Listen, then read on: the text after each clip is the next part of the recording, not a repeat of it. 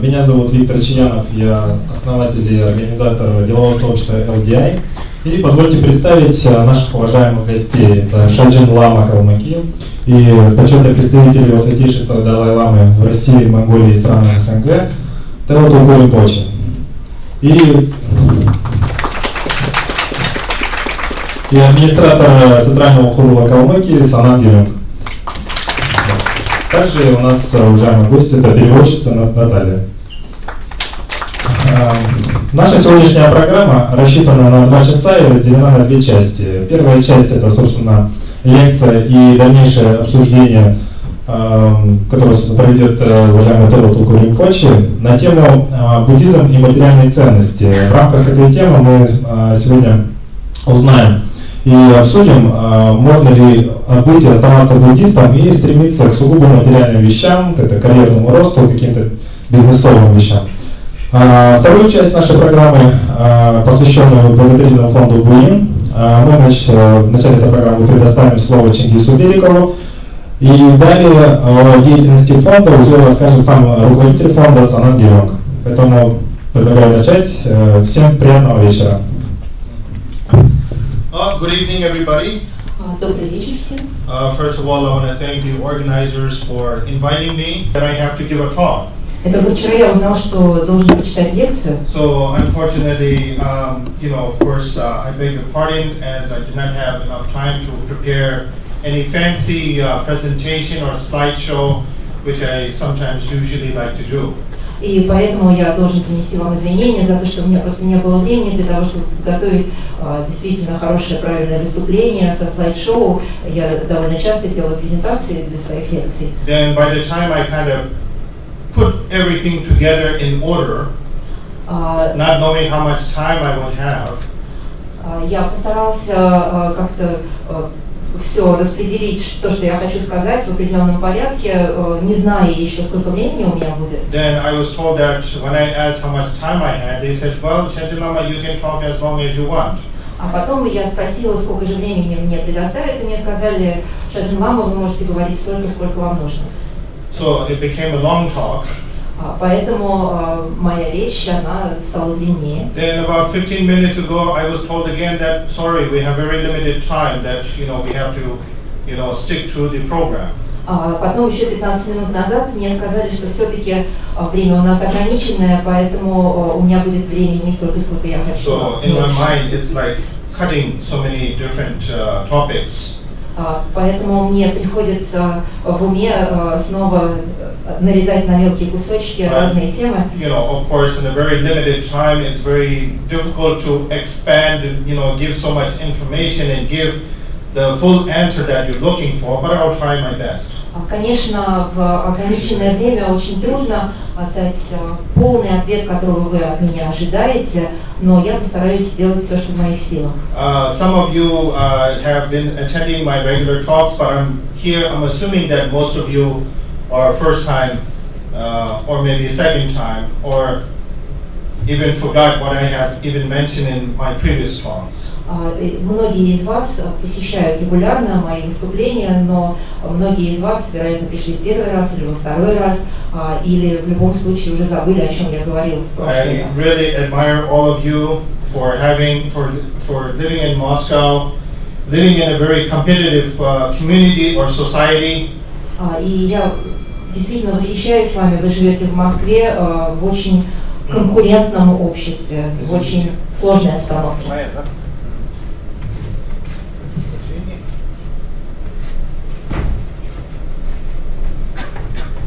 This is how competitive we live in. Вы видите, это подтверждение тому, насколько сложной обстановке мы все живем. One is not enough, two is not enough.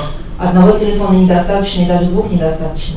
But anyway, all of you are living in Moscow for a particular reason. Каждый из вас живет в Москве по определенной причине. And I can say for sure it is not for spiritual reasons. Наверняка я не ошибусь, если скажу, что это не духовные It is for причины. material reasons. Это причина материального характера. It's for career. вы приехали сделать карьеру. And most importantly, it is for economic reasons as well. И самое главное, это то, что заставило вас сюда приехать, это экономические It's причины. been 2 years that I've been living in Moscow. Я сам живу в Москве уже 2 года. And it's my first time living in a big city for this long. И, пожалуй, в первый раз я так долго живу в большом городе. And to a certain extent, I can relate to a lot of the emotions, a lot of the anxiety, and a lot of the challenges that you face on a day-to-day basis. И поэтому до определенной степени я могу понять, почувствовать ваши эмоции, ваше беспокойство и те трудности, с которыми вы сталкиваетесь ежедневно. And I can say for sure that life in our local regions, wherever we came from, is very different to the big city. И, несомненно, жизнь в тех регионах, из которых мы приехали, очень сильно отличается от жизни в больших городах. Not only spiritually, but also emotionally, physically, and mentally as well. Не только с духовной точки зрения, но также с эмоциональной, умственной, интеллектуальной. Then also when you come to a bigger city, there is much more challenges than we face locally or regionally as well. Также, попадая в большой город, мы сталкиваемся с гораздо большим числом трудностей, чем встречаются нам в наших небольших городках, откуда мы приехали. When you become a minority among a big majority, В частности, вдруг оказывается, что мы становимся меньшинством среди огромного большинства. and in a time where we have to develop our inner warrior, if I may say. И нам необходимо взрастить внутри себя воины, если так можно сказать, To fight for your rights, для того, чтобы сражаться за свои права, to fight for a better job, чтобы отстаивать свое право на лучшую работу, to fight for a better pay, отстаивать лучшую зарплату. and these, struggles can be emotionally exhausting. И такая борьба может быть эмоционально очень иссушающей. And it is a very competitive society that we live in. И повторю, что мы с вами живем в очень конкурентном обществе. Competition is needed. Конечно, состязательность, конкуренция необходима. Competition is important for the development of every country, every nation, and every society. Без нее невозможно развитие страны, государства, общества. But the question is, how do we compete? Но вопрос заключается в том, как мы состязаемся, как мы конкурируем. Most of us, if I may say, that Если позволите сказать, большинство из нас we say that we are Buddhist. называем себя буддистами. But usually when I ask this question to many people, why are you a Buddhist? Но зачастую, когда я спрашиваю людей, а почему вы называете себя буддистами? The answer, majority of the people answer in a way by saying that my parents are Buddhists or my grandparents are Buddhists. Большинство людей отвечает это потому, что мои родители или мои бабушки, дедушки Which I always tell that is the very wrong answer that we give. И я считаю, что это очень неправильный ответ. Because Buddhism is not something genetic, it doesn't run in our blood.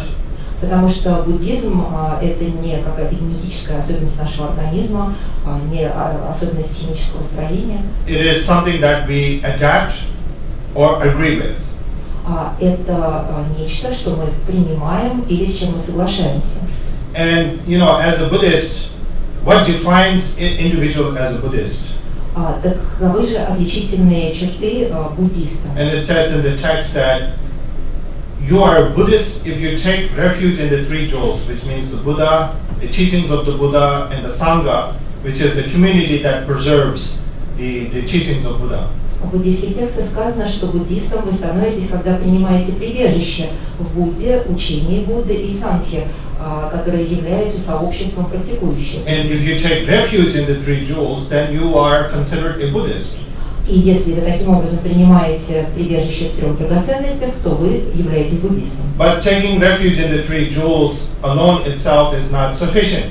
Однако принятие прибежища в трех драгоценностях само по себе недостаточно. Because whether you're a Buddhist, whether you're Jewish, whether you're a Christian, whether you're a Muslim, either way, in every religious tradition, if I may say, they follow a certain principle.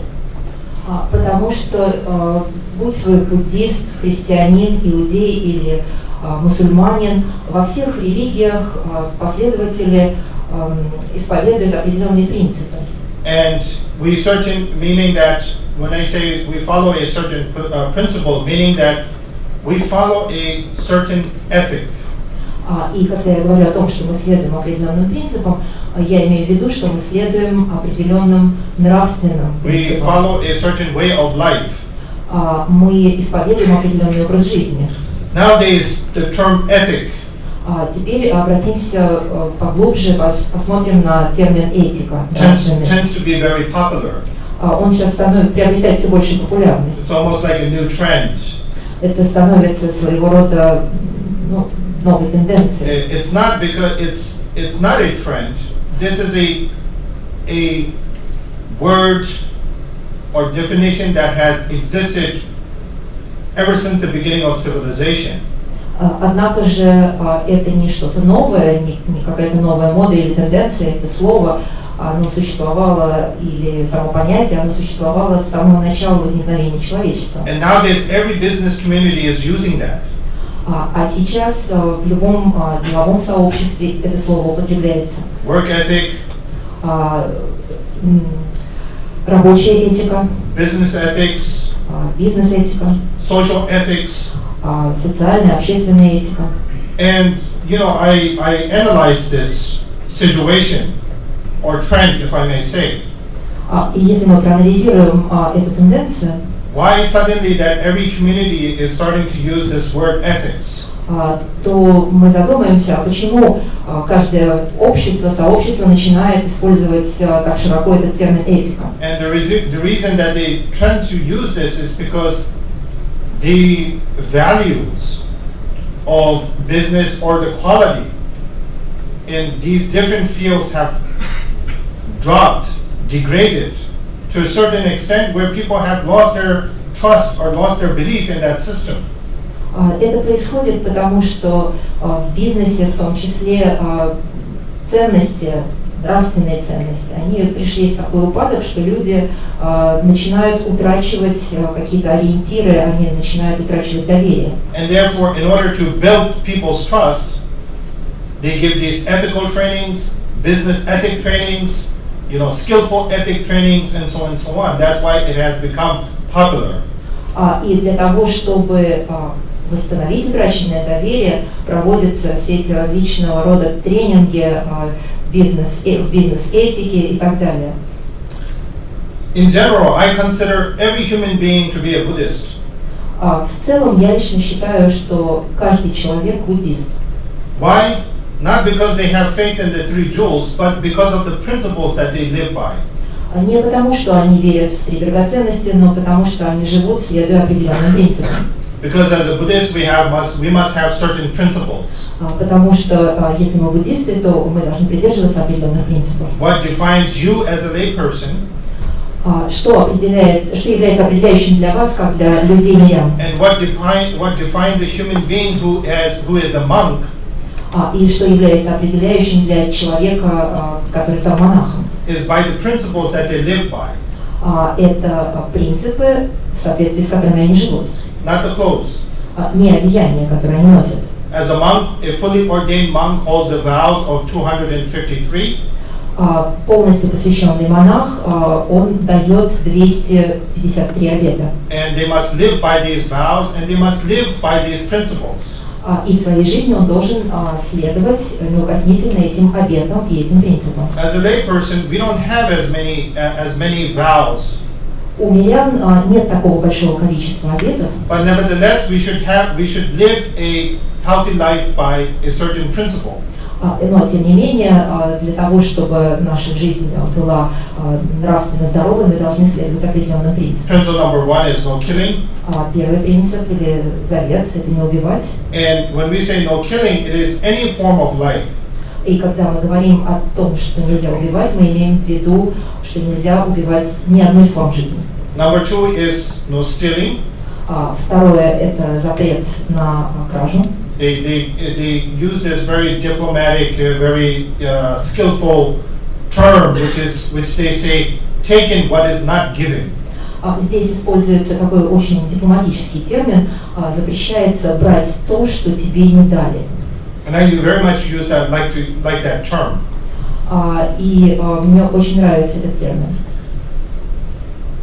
Number 3 is sexual misconduct. Третье – это воздержание от неправильного сексуального поведения. This has many definitions, of course. Конечно, здесь есть много разных определений того, But что это такое. it could be force.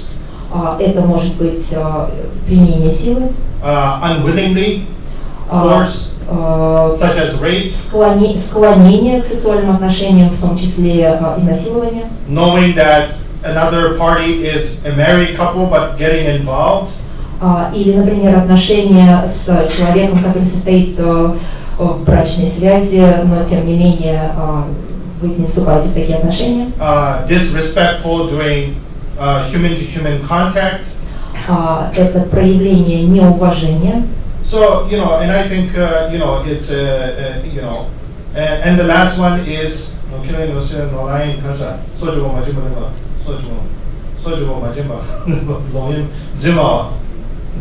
and cheating or lying. И последнее – это запрет на вранье или ложь. So, how many of us have lied?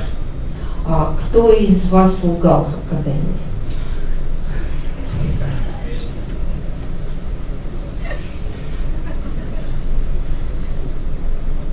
That little liars, huh? Так мало лгунов. I'll raise my hand, maybe it will Я help. подниму руку, может быть, это поможет. That's much better. Ну, это гораздо лучше. So, here, what it means by no lying is to a certain extent where somebody who hasn't achieved enlightenment but pretends to achieve enlightenment. Здесь, когда в буддизме говорится о воздержании от произнесения лжи, имеется в виду, что если кто-то не достиг пробуждения, тем не менее он делает вид, что он достиг пробуждения. Or somebody who pretends to be who he or she is not, or who he or she has not achieved. Либо же в более широком смысле слова, когда кто-то делает вид, что он является тем, кем он на самом деле не является. So, based on these 4 principles, that's why I consider everybody a Buddhist, or living a Buddhist principle life. Итак, именно опираясь на эти 4 принципа, я и могу позволить себе относиться ко всем людям как к буддистам, или как к людям, живущим по буддийским принципам. If you kill somebody, you'll go to jail. Потому что если вы кого-то убьете, вас посадят в тюрьму. If you rape somebody, you'll go to jail. Если вы кого-то изнасилуете, вас посадят в тюрьму. If you cheat somebody in a big way, you will go to jail. Если вы кого-то обманете по-крупному, то тоже попадете в тюрьму. And possibly, if you lie, there's a possibility of you going to jail as well.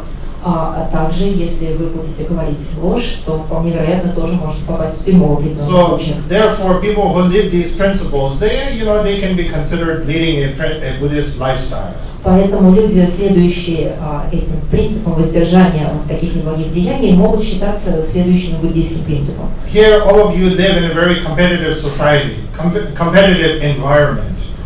И, как я уже говорил, в Москве вы живете в очень конкурентной среде. I interact with a lot of people. Я взаимодействую с очень многими людьми. In which I don't mind. I appreciate this interaction that I have. И я совсем не против, я очень ценю такое общение. Because only through this interaction that I get to know how the human brain and how the human mind works. Потому что благодаря такому взаимодействию я получаю возможность лучше разобраться в том, как функционирует человеческий ум и человеческий мозг. Which is also very helpful to my own spiritual development as well. И это очень полезно для моего собственного духовного развития. Because as a Buddhist, every morning through my meditation and through my morning prayers, потому что, будучи буддистом, каждое утро я произношу молитвы. There's a stanza that says that may all living beings be free from all forms of sufferings. И есть среди этих молитв такая строфа: да избавятся все живые существа от любых форм страданий. May all living beings be happy and never be distant from the roots of happiness. Да будут все существа счастливы, и не будут они разделены с причинами счастья. And so therefore, while we're reciting this, without knowing the different forms of suffering, how can we cultivate compassion and love and kindness towards others? Но если мы будем начитывать эти строки, не зная действительно о том, какие разные виды страдания существуют, разве сможем мы развить в себе подлинное сострадание к живым? And there's a reason that why we stress the importance of recitation of mantras. И в буддизме очень важным считается начитывать мантры. Почему? What does mantra mean? Что означает слово мантра? Mantra means protecting the mind. Мантра, одно из значений слова мантра – это защита ума. Protecting the mind from negativity. Защита ума от негативности. Of negative thoughts. От отрицательных мыслей. Negative emotions. Отрицательных эмоций. And any form of negativity. Любых форм других отрицательных. That arises through as a human being. Которые обязательно возникают у каждого человека. And every mantra has a positive definition or explanation or meaning. У каждой мантры есть определенное объяснение, определенный смысл. And through recitation of these mantras, hundreds and thousands of times, even millions, that we automatically get into a habit of such positiveness. That when we see such tragedy, when we see such suffering, or when we see such illnesses, that automatically our love and kindness and compassion cultivates on its own, without force. И начитывая эти мантры по 100 тысяч и даже миллиону раз, мы таким образом приучаем себя к позитивным состояниям ума, так что, когда мы встречаемся со страданием, болью, в нас автоматически, без наших усилий, возникает сострадание.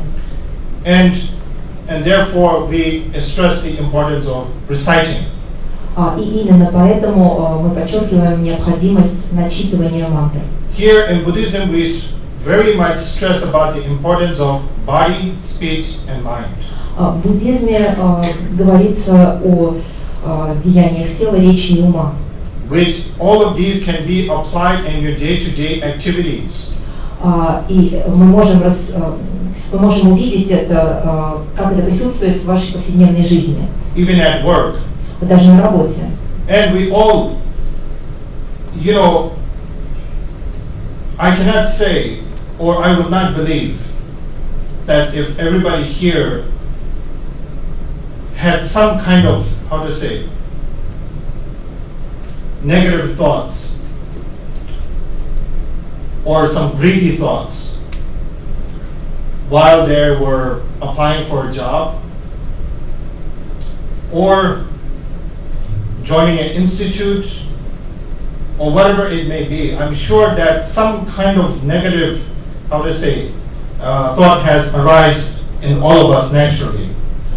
И я думаю, что я могу сказать, что в таких ситуациях, когда мы, например, поступаем на работу или поступаем в какое-то учебное заведение, у нас обязательно появляются определенного рода негативные, отрицательные мысли.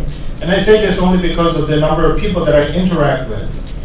Я говорю это, поскольку я видел это на примере людей, с которыми я общался. Who have shared their experiences and their thoughts that arises when in their day-to-day life, whether it's in the field of education, whether it's in the field of their profession, and so on. Эти люди, они делились со мной теми мыслями, которые у них возникают ежедневно в процессе их работы или обучения. And that's natural. И это совершенно естественно, возникновение таких мыслей. The number one thing is I have many opportunities. Передо мной открыто много возможностей. Because of my status. Поскольку я занимаю определенную должность. Because of what I have achieved. Поскольку я достиг определенных успехов. Because of my abilities. Поскольку я обладаю определенными способностями. And because of what results I have achieved. И я добился определенных результатов. I can say for sure that I have, if I was a greedy person. И вот если бы я был человеком алчным. And if I was very materialistic.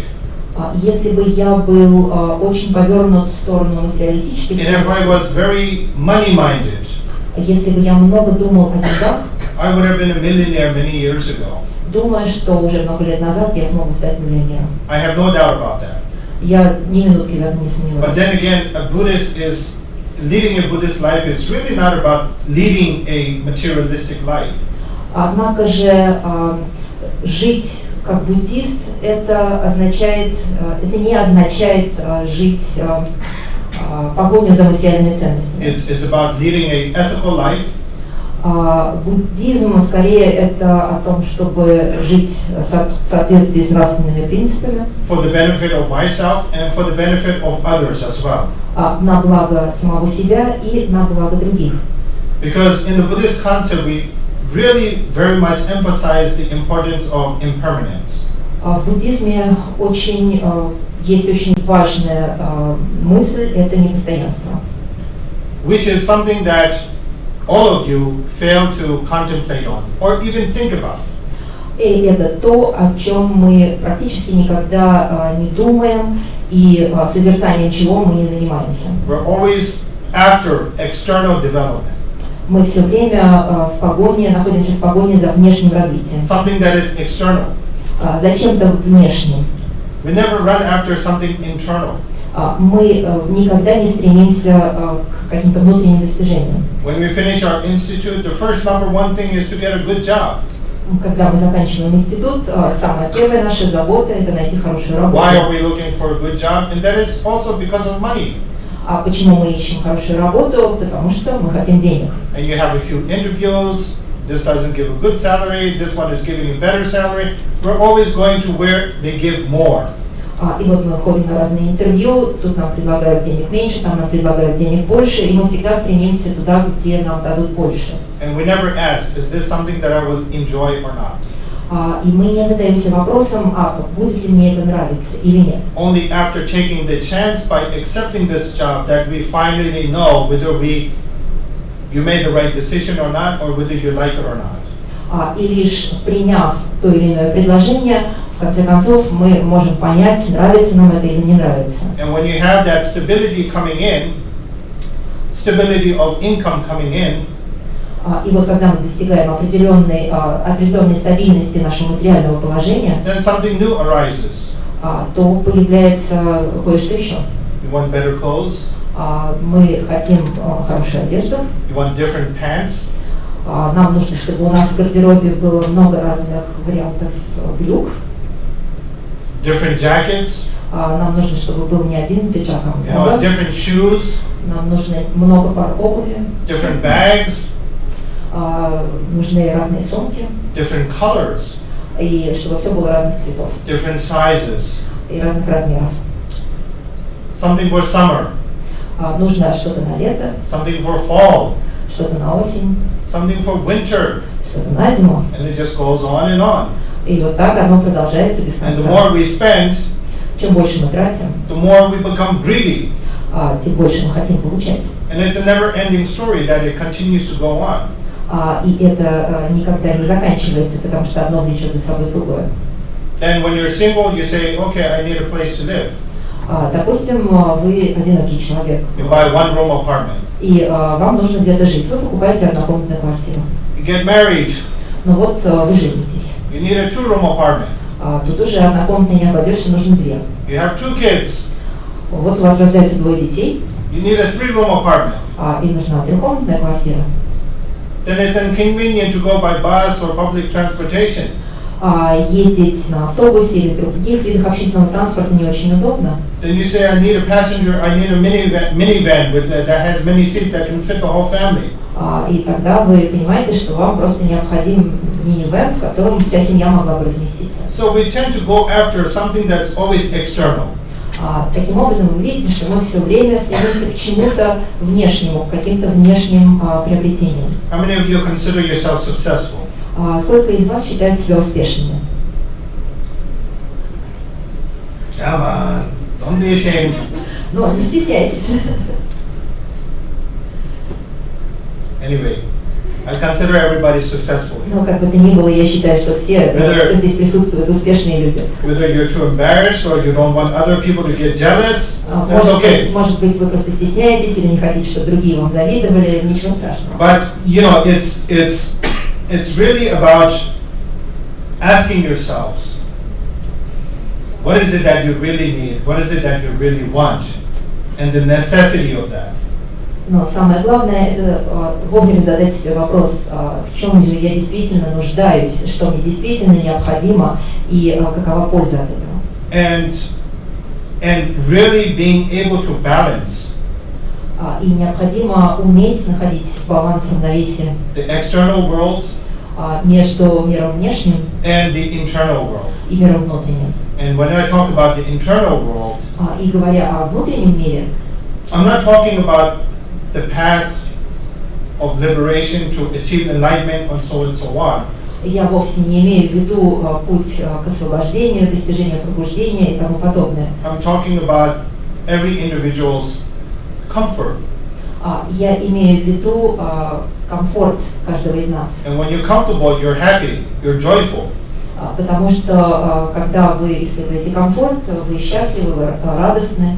And everyone in this world wants to be happy. В этом мире каждый хочет быть счастливым. So in a way, in the field of business, И в деловой сфере, whether you're just a simple employee, whatever it may be, every individual wants to be happy. Какова бы ни была ваша роль, даже если вы просто обычный наемный работник, каждый хочет счастья. Every individual has the right to be happy. И каждый имеет право на то, чтобы быть счастливым. So in the field of socio-economic, or in the field of business, we should never be one. It should not be biased. It should not be lenient toward one particular party or individual.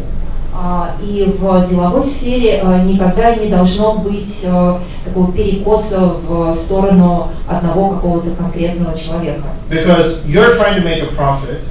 Потому что, например, вы стараетесь извлечь прибыль. And your partners are trying to make a profit as well. Но и ваши партнеры тоже они хотят извлечь прибыль. So, you know, if we do business in a way that is respectful from the field of body, speech, and mind. Если мы ведем наш бизнес таким образом, что мы проявляем уважение во всех своих действиях, проявлениях тела, речи и ума, meaning that physically you're being respectful. То есть, если на физическом уровне мы проявляем уважение, I'm sure you understand the term body language. Я думаю, вы понимаете, что такое язык тела, да? Is your external appearance, the way you carry yourself, the way you speak, you know, the body language and so on and so on. These always must be in a very respectful manner, right? То, как вы выглядите, то, как вы себя ведете, вот этот вот язык тела, всегда в этом должно присутствовать уважение. Then the speech should always be mindful, should be correct, should be respectful. Также и ваш язык, он всегда должен быть вежливым, он всегда должен быть уважительным. And also your mind as well. You should have the correct motivation. You should have the mind. You should be mindful. И тоже касается и вашего ума. Очень важна правильная мотивация и очень важно все время сохранять осознавание, памятование. Not only to yourself, but also to the other parties. Results that you want to achieve as well. И думать не только о себе, но также и обо всех сторонах, вовлеченных в процесс, о том, каких результатов они хотят добиться. You know, some time ago, somebody invited me to dinner to a restaurant. Как-то некоторое время назад меня пригласили на ужин в ресторан. I think it was maybe a month and a half ago. Ну, может быть, примерно 1,5 месяца назад. And this is somebody that I occasionally socialize, but don't know very, very close. И люди, которые меня пригласили, я с ними периодически встречаюсь, но не знаю близко. So I don't know his inside world. И вот этот человек, который меня пригласил, ничего не известно о его внутреннем мире. I made my judgment on his body language. Все свои суждения, которые я вынес о нем, я сделал на основании его языка тела. Which he made a very positive impact on me. И он произвел на меня очень положительное впечатление. And the first time I went to dinner with him turned the opposite to what I anticipated him to be in terms of character. И вот, когда мы оказались вместе на ужине, то я обнаружила, что он полная противоположность той картинке, которую о нем я себе создал ранее. Because he came to me, Святейшества, я рада вас видеть. я хочу пригласить вам на ужин, пожалуйста, принимайте. Which was very, I thought, oh, this is a very culture, somebody who preserves this tradition, and so on and so on. И вот, получив такого рода знаки почтения, я подумал, что это человек, который очень воспитанный, он сохраняет культурные традиции свои. Only the time that we started to sit at the table of the restaurant, Но когда мы оказались за одним столом в ресторане, that I was quite disappointed. Вот тогда я испытала разочарование. I'm a human being. Я сам человек. He is a human being. Он тоже человек. And every individual in that restaurant is the same human being as we are. И все те люди, которые находились с нами в ресторане одновременно с нами, они тоже люди. And when the waitress came to take our order, Вот когда подошла к нам официантка для того, чтобы принять наш заказ, very rude. Мой человек, пригласивший меня, он повел себя очень грубо. The way he ordered, he's looking at me, smiling. Oh, Chandrama, thank you for accepting my invitation. The waitress comes, and he changes his tone, he changes his facial expression. Когда он разговаривал со мной, он улыбался, он благодарил меня за то, что я принял его приглашение, но стоило подойти официантке, и у него сразу изменилось лицо, и выражение лица, и изменился тон голоса. He ordered some salad. Он заказал салат. Said without onions. Сказал без лука. She brought it with onions. Она принесла салат с луком. It's a silly mistake. Ну, понятно, что, в общем, это обычная ошибка. And sometimes they do make mistakes. Иногда люди ошибаются. And he was so upset. Но он так расстроился из-за этого. It's almost made it sound like that was the end of the world, like he's like allergy from, maybe he was going to die or something. Посмотреть на него, так это был конец света, что у него аллергия, он сейчас умрет от этого. And towards the end, I will tell you the truth.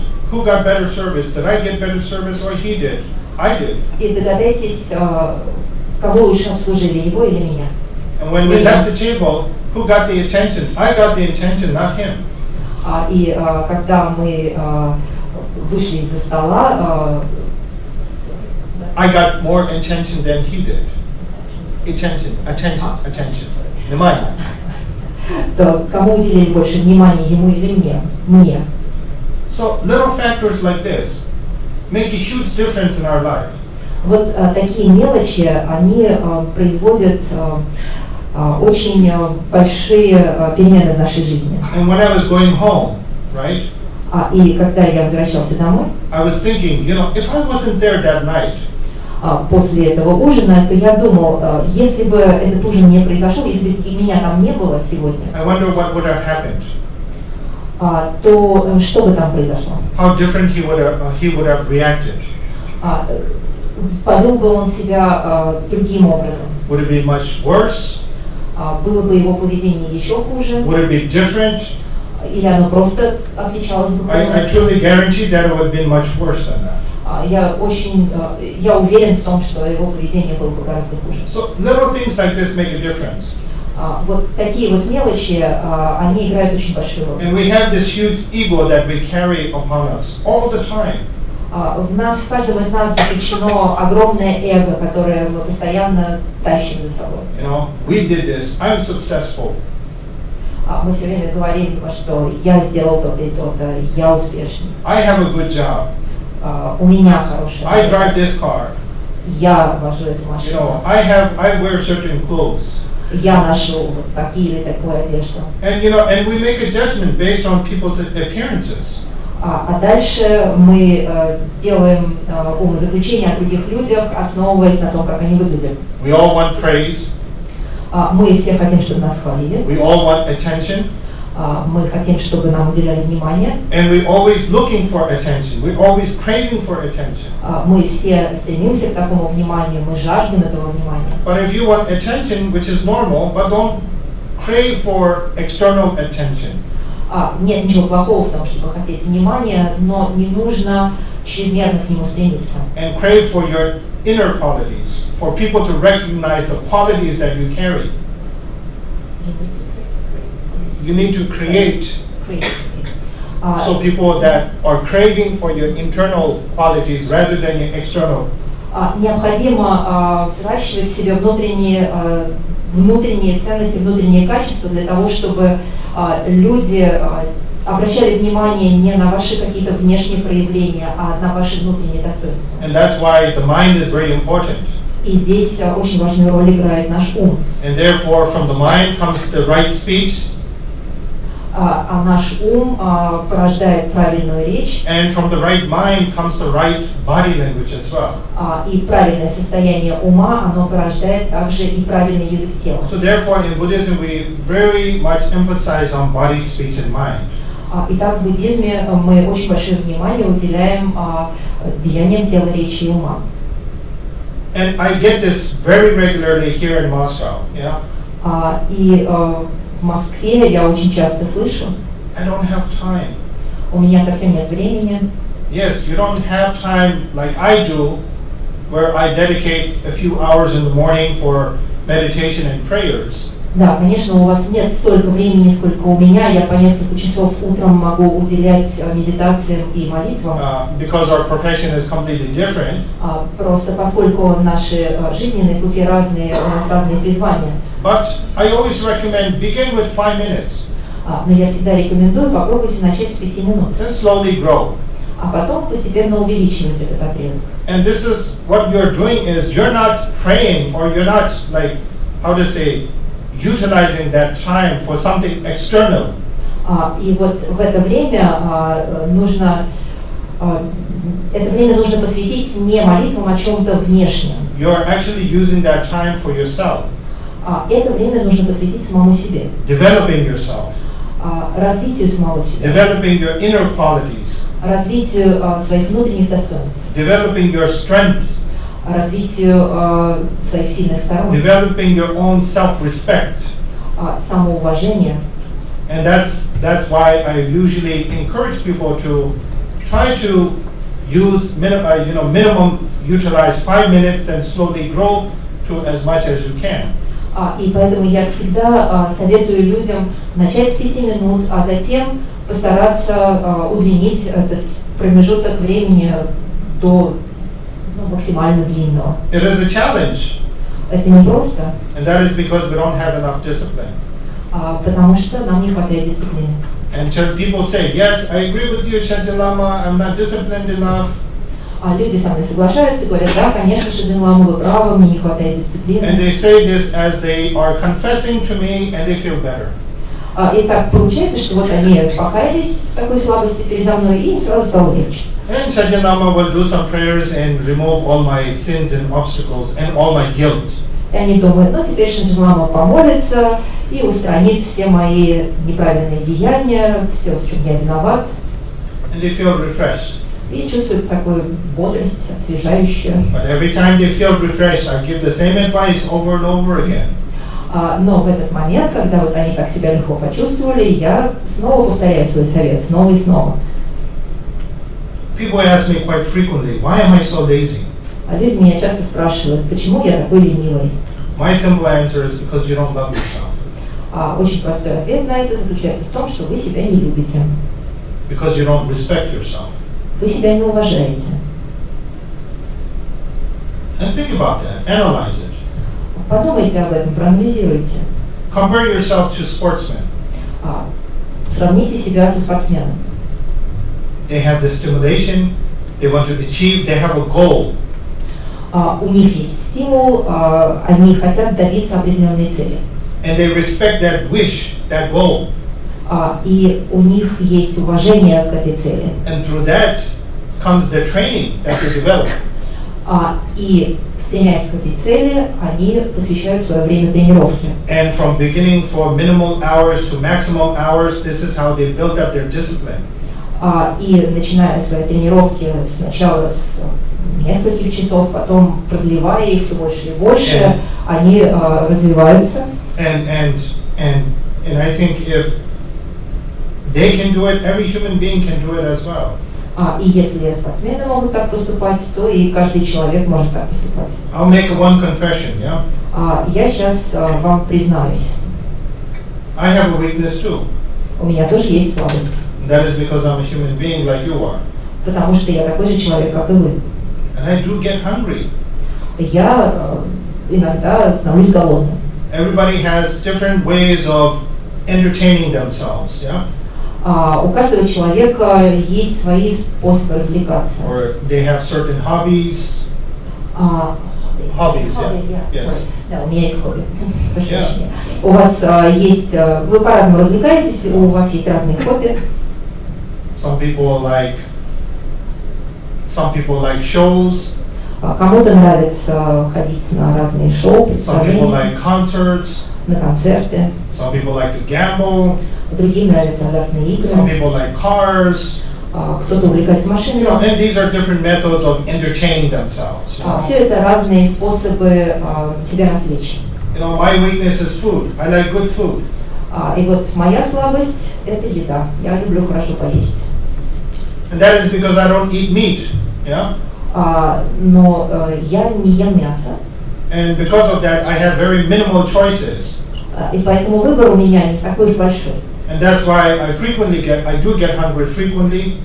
И поэтому я, из-за того, что я не ем мясо, я очень быстро чувствую голод. And I'm not disciplined with my meal times. И у меня я не очень дисциплинирован в том, что касается приема пищи. And it's not that, and I find good food as a good way to relax my mind and relax my body. И когда я ем что-то вкусное, то это помогает мне очень хорошо расслабиться телесно и расслабиться умом. Food may be my weakness. То есть еда – это моя слабость. But then again, I have a limit, weight-wise, that I don't go beyond. Но однако же у меня есть определенный предел, я слежу за своим весом для того, чтобы не перейти за определенную черту. Where I feel comfortable. Есть определенные границы веса, в которых я чувствую себя комфортно. Not only physically, but also emotionally and mentally as well. Не только физически, но также эмоционально и умственно. And also it's part of and it also is for it's part of the image, as well, that some people have this expectation when they say Shatin Lama, they have a certain image in their head. Но и также мне приходится поддерживать определенный имидж, потому что когда люди думают о Шиджин Ламе, у них уже определенная картинка в голове складывается. Round face, Круглое лицо, a little bit like this, If I was very skinny, then they would say, oh, he doesn't look good, he's too skinny. Если бы я был слишком худой, то люди бы не воспринимали меня всерьез. И тем более, если я был такой голос, so you have this image that you have to maintain, То есть, хочешь не хочешь, приходится поддерживать определенный имидж. So it's just like maintaining an image of a sumo wrestler, Скорее такой имидж, который ближе к борцу сумо. Okay, so anyway, I think I'm beyond, my time limit. Боюсь, что я уже весь свой лимит времени исчерпал. But, there's so much that we can talk about. Nothing can be covered in one evening, Есть столько вещей, о которых можно поговорить, и невозможно это все обсудить за один вечер. With the organizer's permission, maybe we can leave like 10 minutes of question and answers. И если позволят организаторы, может быть, мы 10 минут уделим вопросам и ответам. It's always a challenge when I give a talk. Потому что когда я выступаю с речью, because there are some people that have been to my previous talks, they're hearing it again and again. То есть определенная сложность, связанная с тем, что некоторые люди, они уже бывали на моих выступлениях, и они все время слушают одно и то же. Then again, there's most of the people that are, newcomers. Но также есть много людей, которые пришли первый раз. And if I speak advancedly, если я начну говорить о каких-то более продвинутых материях, it will be too complicated for you, then you'll never come back again to my talk. Для тех, кто пришел первый раз, это будет слишком сложно, и они больше уже никогда не вернутся. And also, especially this time with all this interruption, that participating, then saying that, oh, you have to give a talk, then me preparing this long talk, then again, trying to combine it, aggravate it in a very small time limit. It's a challenge as well. Кроме того, в этот раз так вот получилось как-то немножко прерывисто, скомканно, потому что сначала меня просто пригласили, потом сказали, можно длинную речь произнести, потом сказали, нет, ее нужно сократить, и, в общем, это тоже было довольно трудно. Our life is like a roller coaster. Наша жизнь подобна американским горкам. And we will have many ups and downs. У нас будет много взлетов и падений. And most probably we will have more downs than ups. Скорее всего, падений будет больше, чем взлетов. But nevertheless, we must always be prepared. Тем не менее, мы всегда должны быть готовы. Not physically. Не физически. But mentally as well. Не только физически, но и умственно. And to me, what is more important is it the physical strength or is it the mental strength? И если вы меня спросите, что для меня важнее, физическая сила или сила ума, and I think it is the mental strength that is much more important than the physical strength. То я вам скажу, что считаю, что умственная сила гораздо важнее, чем сила физическая. And in the last year that I've come across so many people. За последний год я встретился с очень большим количеством людей. Not only Kalmyks, but also other different backgrounds. Не только с калмыками, но и самыми разными людьми, самого разного происхождения. And it tends to be that I come across a lot of people who are weak, not physically, but also mentally as well. И довольно часто я встречаюсь с людьми, которые слабы не физически, не телом, а умственно. Who don't know how to deal and tackle with these challenges that we face. Они не знают, как им справляться с теми сложностями, с которыми они сталкиваются. And we don't think that we live. Of course, we're going through challenges times. Конечно, мы живем в очень непростые времена. We all want stability. Мы все хотим стабильности. We all want security. Все хотим безопасности. Security in the sense that we want job security. Безопасности в том смысле, что мы хотим, чтобы у нас была работа. We want physical security. Чтобы физически мы были в безопасности. We want financial security. Чтобы у нас был определенный уровень финансовой уверенности. We want family security. Чтобы в семье у нас все было хорошо. And it is a challenging time that when nothing is guaranteed that we live in this fear. Но мы живем в такие времена, когда у нас нет никаких гарантий, мы живем в постоянном страхе. And because of this fear, we become like animals. И этот страх уподобляет нас животным. Where we think that it's a fight for survival, and it is really a fight for survival at this time. Мы думаем, что это борьба за выживание, и действительно, наше время, пожалуй, это борьба за выживание. But the fight should never be in a negative form. Но эта борьба никогда не должна принимать негативные формы. It should be equal. Она всегда должна вестись на равных. It should be respectful. С уважением. It should be in a way where both parties or all parties benefit. Всегда с пониманием того, что обе участвующие стороны и все участвующие стороны должны извлечь выгоду. And I encourage you not to think momentarily or temporarily. Я призываю вас думать не только о текущем моменте. Think long term. Думайте на долгосрочную перспективу. 5 years from now or 10 years from now or even more. Через 5-10 лет и больше. You may be able to gain a lot in a very short period of time. Может так сложиться, что за очень короткий промежуток времени вы очень многого добьетесь. But then, how long will this last? Но как долго вы сможете это удерживать? How long can it give you a return? Как долго это будет приносить вам какую-то выгоду? And I always tell people, the best investment that you can make is investing in your own happiness. Я всегда говорю людям, что самая лучшая инвестиция, которую вы можете сделать, это инвестиция в ваше собственное счастье. And it is the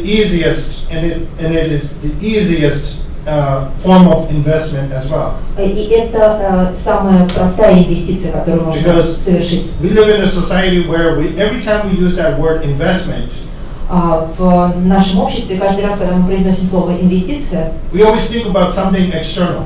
Мы всегда думаем о чем-то внешнем, материальном. You need money to invest. Мы инвестируем деньги. Or you need a house to invest. Мы инвестируем в жилище. Or you can use your car as an investment. Мы можем использовать в качестве инвестиции свою машину. We're always thinking it's something material. То есть, произнося слово инвестиция, вклад, мы думаем о чем-то материальном. So my investment doesn't take any time.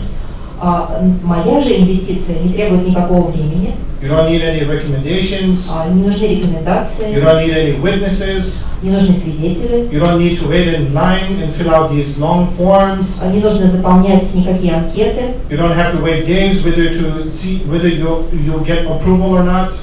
Не нужно по много дней ждать одобрения. Invest in your own happiness. Инвестиция, вклад в ваше собственное счастье. Through using the good qualities that you are born with. Это применение тех хороших качеств, с которыми вы уже родились. Such as love, любовь, kindness, доброта, and compassion as well. А также и сострадание. It has worked for me. Для меня это очень хорошо сработало. And I don't see why it cannot work for others. Поэтому я не вижу, почему бы это не работало для других. So, among our close friends, yeah?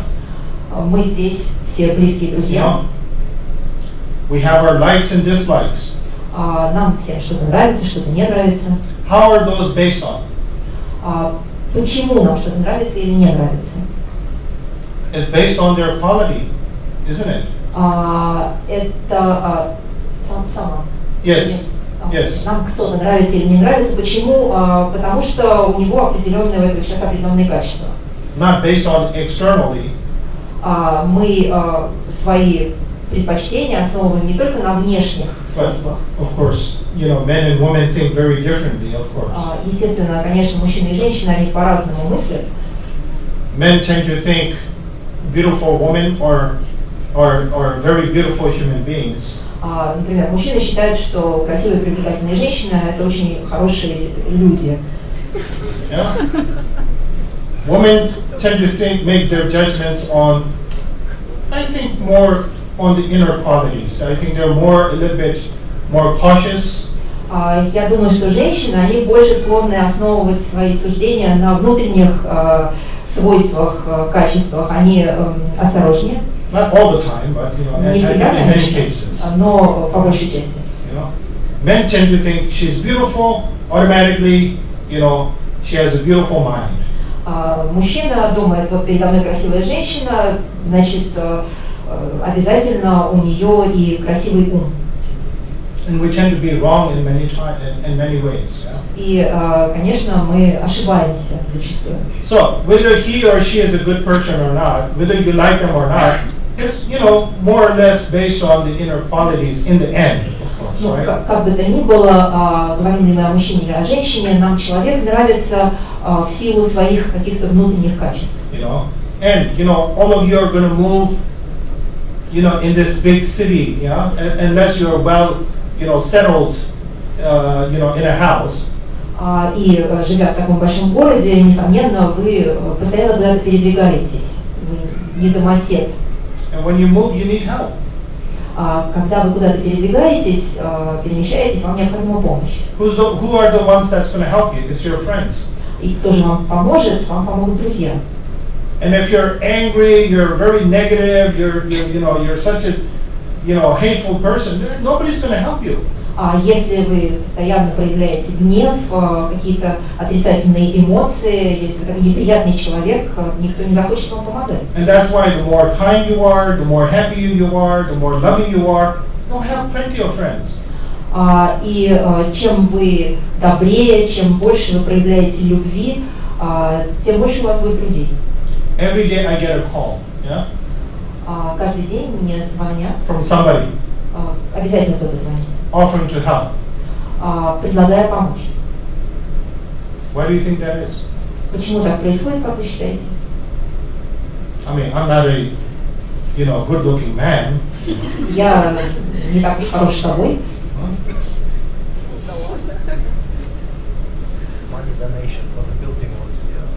And you know, it's because I'm kind to people. Наверное, это потому, что я проявляю к людям доброту. Or at least I try to be kind to people. I try to be helpful. Ну, или, по крайней мере, я стараюсь проявлять к людям доброту, стараюсь им I помогать. try to be beneficial. Я стараюсь приносить им пользу. And when I say help, yeah, help comes in many different forms. И когда я произношу слово «помощь», нужно иметь в виду, что помощь может быть самой разной по форме. Help to clean up, Например, мы можем помочь убрать помещение, help to cook, помочь приготовить еду, help to move things. что-то куда-то перевести. It doesn't necessarily, when I say I need help, it doesn't necessarily mean I need money. Потому что когда, например, я говорю, что нуждаюсь в помощи, совсем не обязательно, что мне нужны деньги. And everybody needs money. It's very rare that somebody will, make an offering in that particular form, which I'm not looking for. I don't expect it. It's not important where we are looking for help in the form of money. То есть не обязательно, что когда мы просим о помощи, нам обязательно нужны деньги. Конечно, мы все нуждаемся в деньгах, но далеко не всегда помощь нам нужна только денежная. To me, that's secondary. Для меня лично деньги это вторично. It's the human-to-human love that I really appreciate more, and it's long-lasting. Я лично гораздо больше ценю вот эти вот отношения доброты, взаимопонимания между людьми, и это то, что гораздо более долговечно. Money will come and it will go out the door the next day, for me at least. Что касается меня, по крайней мере, деньги, они сегодня пришли, завтра они куда-то уже ушли. I have many students I help in India. Я помогаю очень многим студентам в Индии. I have bills to pay like you do. Мне тоже нужно, так же, как и вам, платить по счетам. And I have other, personal needs as well. Ну и разные другие какие-то потребности у меня есть личные. Which is very minimal, of course. Конечно, они, в общем, довольно нехитрые. That's something external, material, that comes and goes. It's evolution, Но это что-то внешнее, материальное, оно приходит, уходит. But that, how do they say it in Russian, yeah? Человеческие отношения. That will always remain. Но человеческие отношения – это как раз то, что постоянно будет с вами. As long as I maintain that balance of love and compassion and kindness. До тех пор, пока вы поддерживаете эти отношения любви, сострадания и доброты. Some people think that I have some extraordinary, how to say, mystical powers or whatever, but which is really not true. Yeah? Некоторые люди считают, что у меня есть какие-то запредельные мистические возможности, что, конечно, неправда. Yeah. I'm just like a regular human being. Yeah? Я обычный человек. Yeah. And I think there's a few friends of mine who have now seen it, that they have, socialized with me. И некоторые мои близкие друзья вот как бы в этом убедились за время нашего общения. I don't know if they saw anything extraordinary. Я не думаю, что они во мне увидели что-то нездешнее, запредельное, экстраординарное. Или что-то видел, я не знаю. Не видел, да? Обычный человек, да? Просто имя Шатилама и все. Он обычный человек. All right, so questions. If you have any questions. Итак, вопросы. Есть вопросы?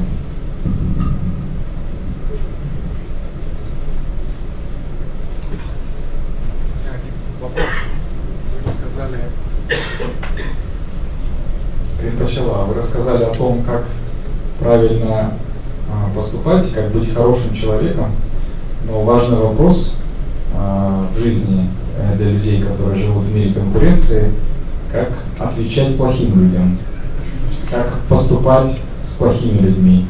Потому что, извините, я даже продолжу, понимание вот на индивидуальном уровне, как быть плохими, оно разное в разных религиозных традициях, там, в Ветхом Завете одно сказано, там где-то еще по-другому. И на уровне там общественном, уголовный кодекс взять времен Чингисхана, в современное время это разное наказание за одни и те же деяния. Вот какой должен быть правильный подход? Yeah. First of all is being mindful. Прежде всего необходимо сохранять памятование. And number two is to be patient. Во-вторых, необходимо сохранять спокойствие. To be able to control your emotions. Сохранять способность контролировать свои эмоции. And I think the key thing is to have that particular training to be of control of your emotions. И здесь очень важны определенные тренировки, которые позволяют вам развить способность контролировать свои эмоции. We always tell people, don't let the emotions be the master of you, but you be the master of your emotions. Мы всегда говорим людям, что нельзя позволять эмоциям захватывать вас, необходимо всегда быть хозяином своих эмоций. So I think it's and again, I think patience is probably the biggest, quality, beneficial tool that can be applied in everything. И здесь я думаю, что, пожалуй, терпение – это самый действенный инструмент, который можно применять в любых ситуациях. I tend to disagree where we come up with this very frequent excuse that, oh, I'm from the genes of Genghis Khan, I'm very angry, I'm very aggressive, I'm short-tempered, so and so on. I disagree with that. Иногда мы позволяем себе оправдывать себя тем, что мы потомки Чингисхана, мы очень агрессивные, очень эмоциональные, но я считаю, что это неправильно. I would say that's a very outdated excuse. Это уже устаревшее оправдание. Which is no longer irrelevant in the 21st century. В 21 веке мы уже себе так не можем позволить говорить. I'm also from his bloodline as well. Потому что я, в общем, тоже в какой-то степени потомок Чингисхана. Если я так спокойно, мирный, наверное, что-то не хватает из Чингисхана. But my question was a little bit differently. Can you patiently, with cold blood, retaliate? I think skillfully, yes. Я думаю, с искусственными средствами, да. Why not? Почему нет? Право на ответное действие есть. That's why we say skillfully. Именно поэтому мы здесь говорим об искусственных методах. We have to be skillful. Мы должны проявить определенные качества And also и умения. we also have to be patient as well. А также терпение. I think that this has really helped me. As a young person, I was always impatient. Потому что когда я был моложе, я всегда был очень нетерпелив. I was very short-tempered. У меня был очень вспыльчивый характер. I was very aggressive as well, physically, verbally, in many ways. Я был очень агрессивен физически, в своих словах. But I'm 44 years old. Но сейчас у меня 44 года. And I've learned many lessons throughout my life. Жизнь меня многому научила. Where, I'm not fully skillful, but it's still a working process. But I would say, comparing to 5 years ago, 10 years ago, I've become much more skillful. Не могу сказать, что сейчас я уже овладел полностью этими искусственными методами, но, несомненно, я гораздо лучше ими владею, чем 5-10 лет назад. And my interaction with people really helps me. И вот мое взаимодействие с людьми очень мне помогает. Because we live a very different life. Потому что мы все живем очень по-разному. And when I listen to people's daily lives challenges that they face, и когда я слушаю людей, как они мне рассказывают о том, с какими трудностями они сталкиваются каждый день, it develops me as a human being. Помогает мне самому развиваться, становиться лучше как человеку. And to understand the different forms of different qualities of life. И понимать самые разные стороны жизни. And through that I apply that information in my daily life, in my daily practice. И потом вот эту всю информацию, которую я таким образом получаю, я стараюсь применять в своей ежедневной практике. So be skillful. То есть используйте искусственные средства. And mindful. И сохраняйте памятование. And mindful meaning not to the other person or to something, other object or whatever, but also being mindful to both sides as well. Памятование не только о нуждах другого человека и не только о нуждах самого себя, но о нуждах всех сторон, вовлеченных в этот процесс. Okay, next question. Следующий вопрос. Okay. У меня больше вопрос такой исторический все-таки. Хотелось узнать ваше мнение. Буддизм – религия древнейшая, мировая религия, и история у нее сложная. Хотел бы узнать, за последний 20-21 век буддизм сильно развился в сторону Запада. Какие причины вы видите в этом? И такой второй небольшой вопрос. Доступность тех философских учений, которые за эту длинную историю были развиты. Какие есть предпосылки, какие шаги производятся по переводу тех же текстов с санскрита. Я понимаю, что если есть желание, ты можешь выучить санскрит, но доступность текста тогда, когда он переведен на другие языки, и воспринимать его проще. И второй вопрос, все-таки, третий вопрос. Помимо философии есть некая практика. Как у нас в стране эта практика развивается? Может быть, какие-то есть дискуссионные философские клубы? Спасибо. Okay.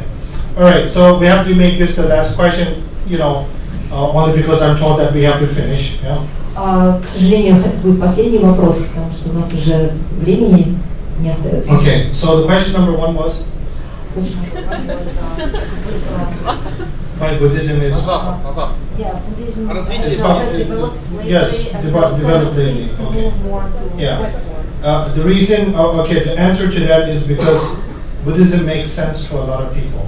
Но то, что буддизм, кажется, что он больше поворачивается на Запад, да, дело в том, что он отвечает нуждам людей на Западе. And number one is, I don't think the popularity, because it's not many people are not adapting Buddhism as faith or religion.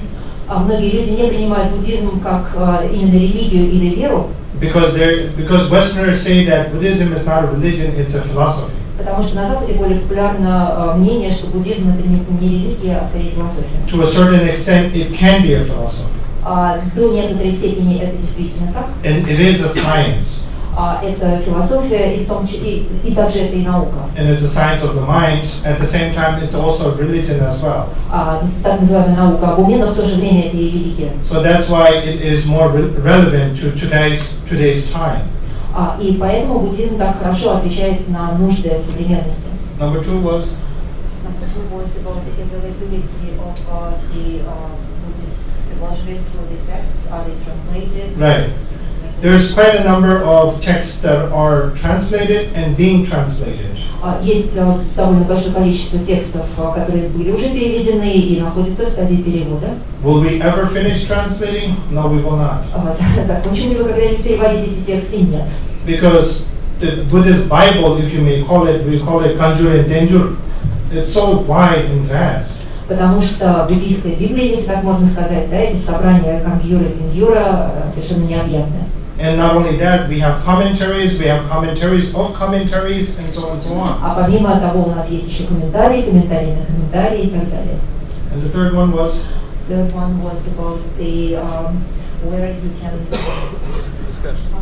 discussion practice, like discussion. Yes, I think there's a discussion group that takes place every Sunday. Мне кажется, есть дискуссионная группа, которая собирается по воскресеньям. Да, каждое воскресенье. Кто-то здесь есть из группы, Рома здесь, Рома. Да, можно объяснить, где вы каждое воскресенье собираете.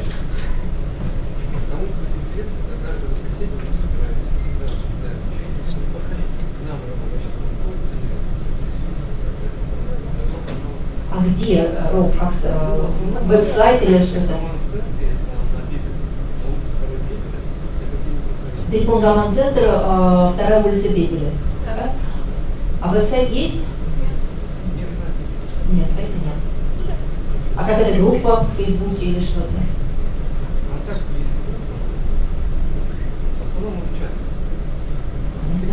No, WeChat. Okay, so anyway, after this discussion, if you're interested, you can talk to Roman. Ну, после, если вам интересно, вы, пожалуйста, Роман, обращайтесь. Okay, so Thank you very much. Большое спасибо. Hopefully that we'll be able to talk more and more like this and again in the future. Я надеюсь, что в будущем мы с вами сможем продолжить наши беседы.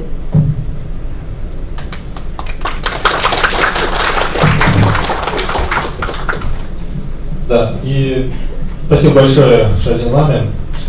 Мы приступим к нашей второй части программы, посвященной благотворительному фонду, и слово предоставляется Чингису Берикову. Добрый вечер, дорогие друзья. Вы не представляете, как я волнуюсь, впервые выступаю перед такой аудиторией большой. Вообще в жизни никогда не выступал. И какая оказия, скажем так. Поэтому простите за, может, дрожание в голосе, там еще может запытаться мысли, но хотел, конечно, поблагодарить Виктора Чаянову, который пригласил меня, просил любезно выступить перед вами, а также Санана, Шаджин-ламе, огромное спасибо, что после такого оратора, лектора, говорить вообще, все мысли спутались, все мысли о том, что он сказал, хотя я тоже неоднократно уже слышал то, что он говорил, и многие вещи, которые он сказал, начинаю уже применять на практике. Если кто-то знает, то я за полгода похудел на 15 килограмм. Так что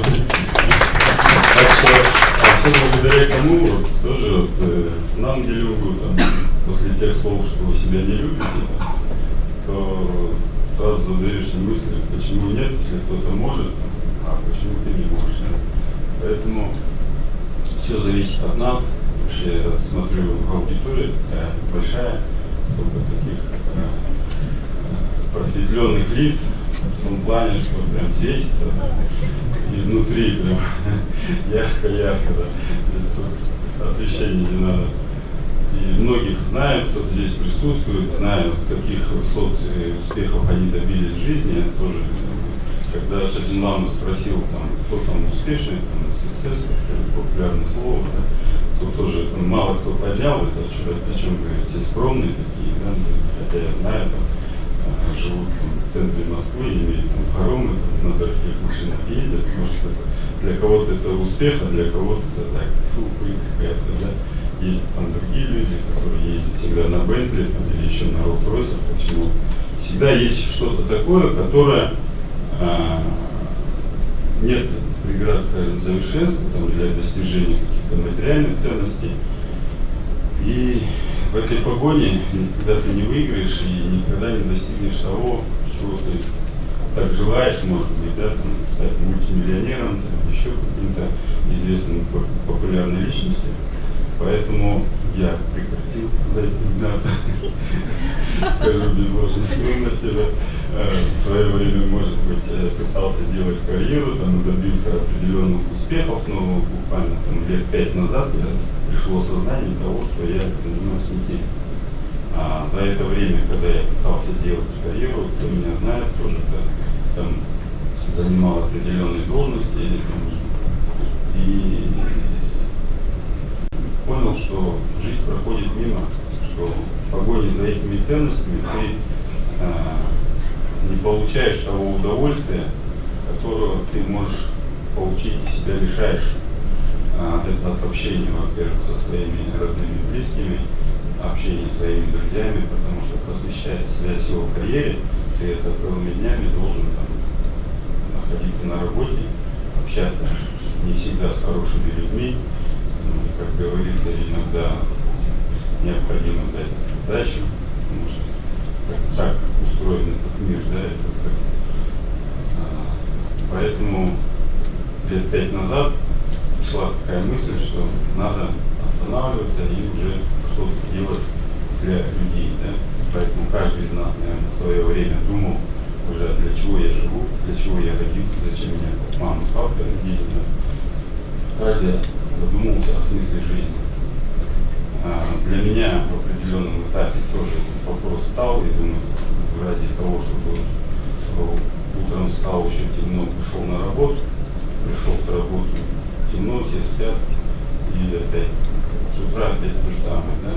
Поэтому стал более, скажем, больше уделять внимание каким-то духовным ценностям, таким жизненным радостям.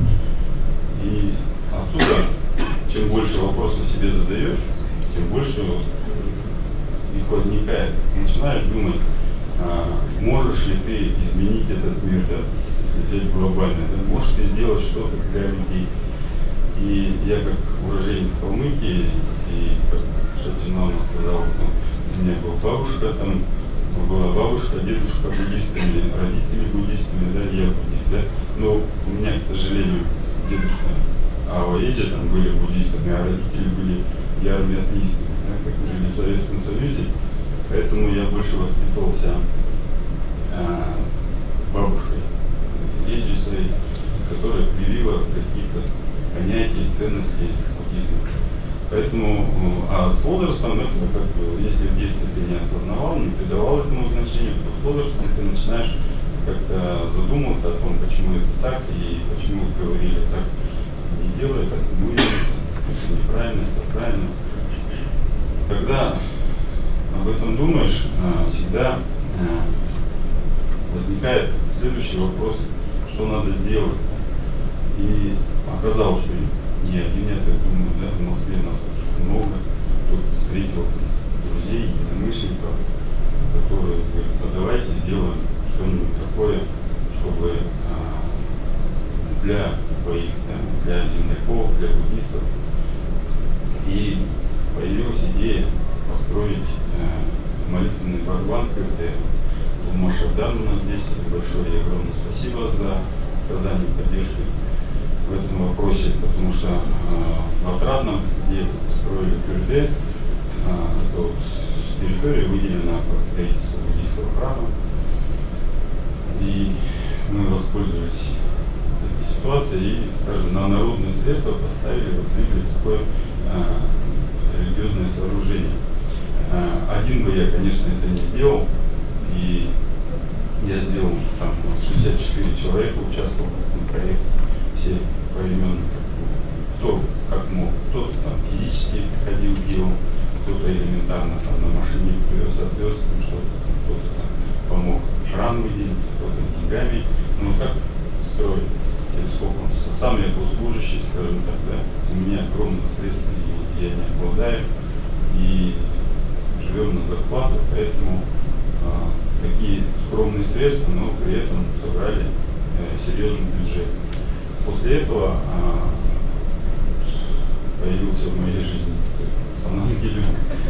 Точнее, до этого этапа, да, мы получили изначально благословение, как раз главное, как от него, что вот занимайтесь, делайте, продвигайте. А в Москве буддийского храма нету уже, как бы, никогда не было. И вот сейчас, может быть, в ближайшее время построится вот, группа единомышленников, моих товарищей, друзей, тоже задумываются о том, что надо что-то делать. И помимо этого мы с ребятами участвовали в проекте конкурс калмыцкого языка, который проводил фонд Буин в Калмыкии.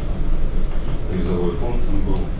Я к чему это все рассказываю, что, может, уже потерял нить связи с аудиторией, но хочу сказать, что один ты, естественно, ничего не сможешь. Когда мы вместе и объединены одной идеей, то мы можем многое сделать. Я сейчас перечислю несколько таких, скажем, акций, мероприятий, в которых мы поучаствовали, которые реально помогли, которые были на слуху. Кстати, вот фонд Буина я уже озвучил, что конкурс калмыцкого языка, помимо этого ежемесячно там какие-то суммы отчисляют на фонд, перечисляем, проводили там акции всякие, тепло, да, это Санан-гелюнг расскажет. Но помимо этого пытаемся создать какое-то сообщество и развивать нашу культуру, традиции в Москве. С этой целью мы помогали различным там организациям, которые проводят мероприятия, как в Джунгарии, там на протяжении нескольких лет были спонсорами. Вот, впервые состоялся в декабре турнир по калмыцкой борьбе, тоже также участвовали. Мероприятий много, поэтому если кто хочет участвовать в этом, то, пожалуйста, приходите, обращайтесь, помогайте, всегда будем рады вашей помощи и призываем также активно участвовать в социальной жизни, в общественной жизни. в Москве. Вы живете в этом городе, этот город, как уже Шадин сказал, он очень прогрессивный, но при этом это очень город таких больших возможностей. Поэтому призываю вас на помощи. Сейчас слово предоставляется Санан-гелюнгу, он уже более подробно расскажет про свой фонд, чем они занимаются, что делают. Спасибо.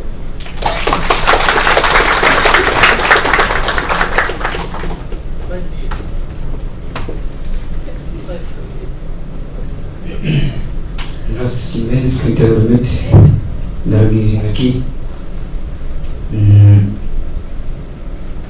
Я очень рад, что у нас сегодня получилось при поддержке сообщества LDI организовать эту встречу в Москве.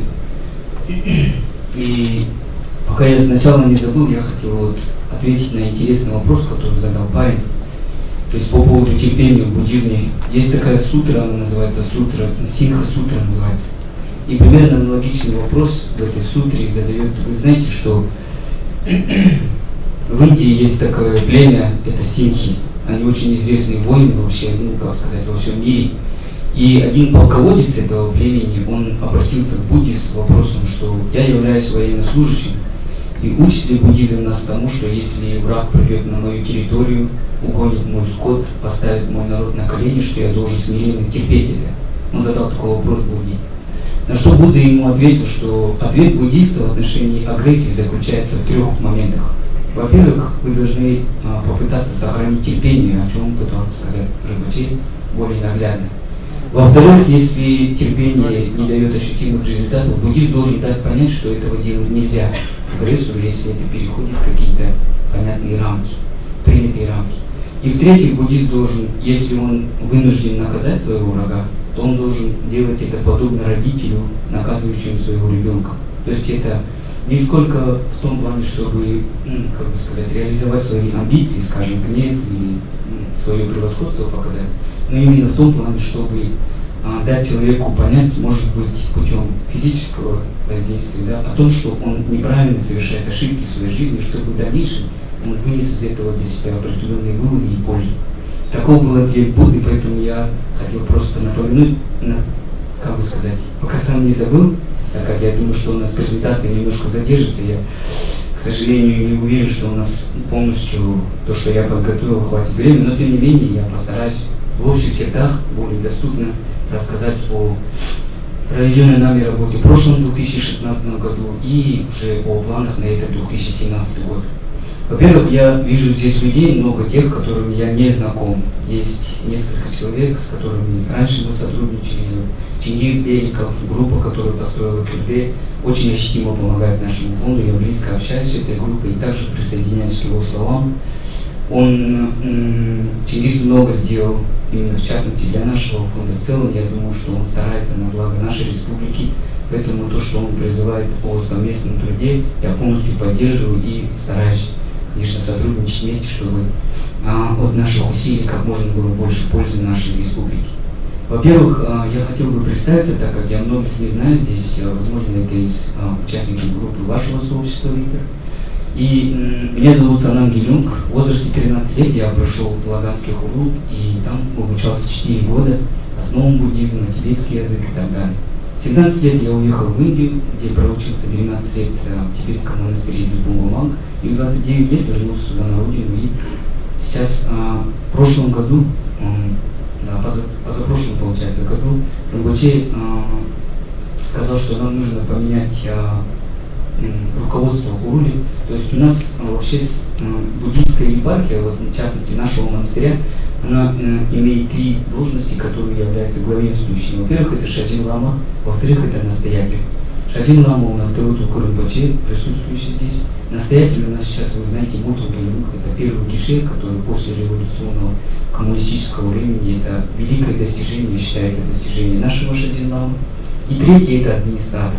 Из этих 3 должностей у нас руководящая, то есть законодательная власть, если ближе, так сказать, присутствующих здесь в аудитории сказать, это является... Да, ну демократически, у нас, конечно, демократически. С красными у нас проблем нет. И вот Вот в нашей епархии, вот, ну как бы сказать, если близко сказать, что касается Далай-ламы и настоятелей, это руководствующего как бы, должностя, которые принимают решения. Что касается администратора, который должен сейчас я занимаю в нашем Центральном Хуруле, это больше исполнительная власть. То есть Ринпоче с нашим настоятелем решает, моими руками это происходит. И когда вот я пришел в работу, до меня работал мой учитель, но он молодой, я хочу, чтобы это имя всегда помнили Калмыкии, так как он 20 лет отдал нашей республике. Я думаю, он сделал побольше многих калмыков нашей республики. И вот за время то, которое работал наш Ринпоче, эти 20 лет, нами было создано огромная вот именно их работа, заслуга в чем? После 70 лет коммунизма у нас на корню прервалась монашеская линия. У нас не было образованных гелюнгов, когда я приходил в Хурулу. Во-вторых, у нас не было ни зданий, и народ был полностью, ну как бы сказать, я не сказал бы, что он был образован именно в плане буддизма и своей культуры и религии.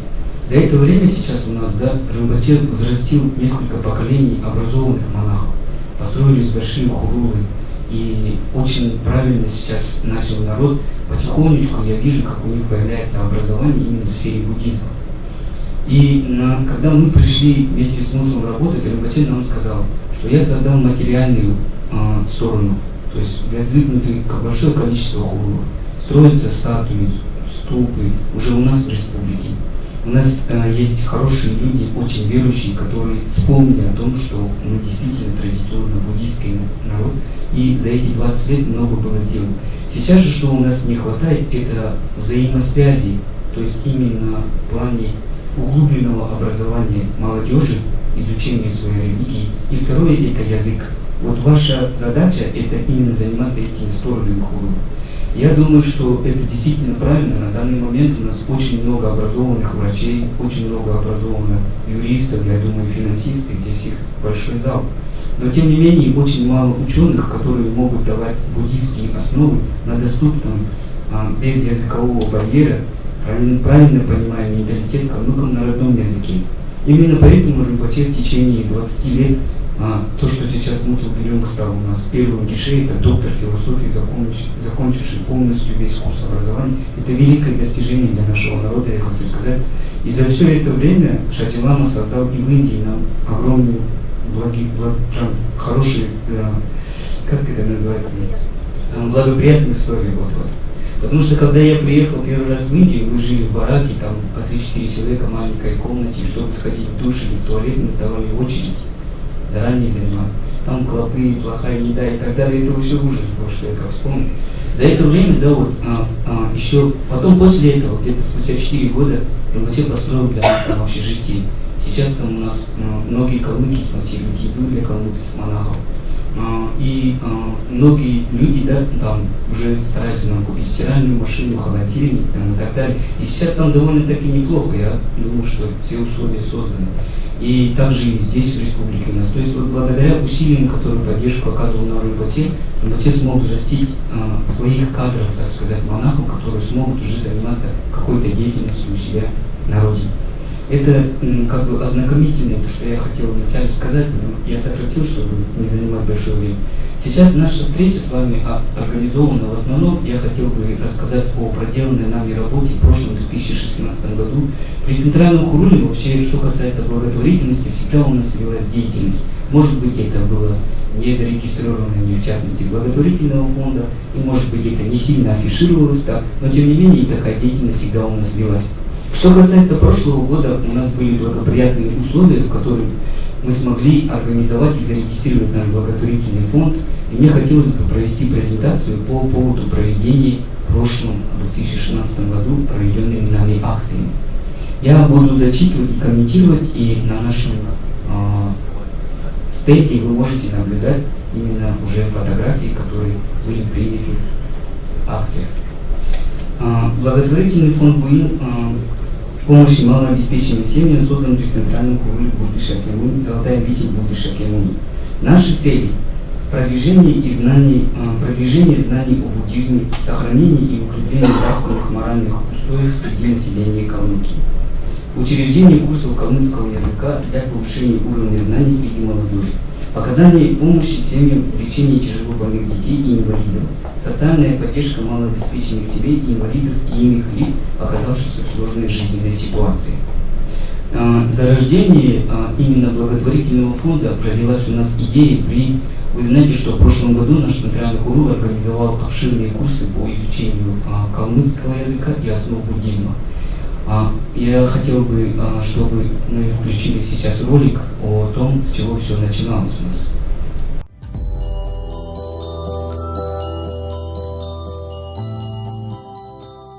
Два месяца назад стартовал проект «Уроки калмыцкого языка и основ буддизма», организованный администрацией Центрального Хурулы «Золотая обитель Будды Шакьямуни».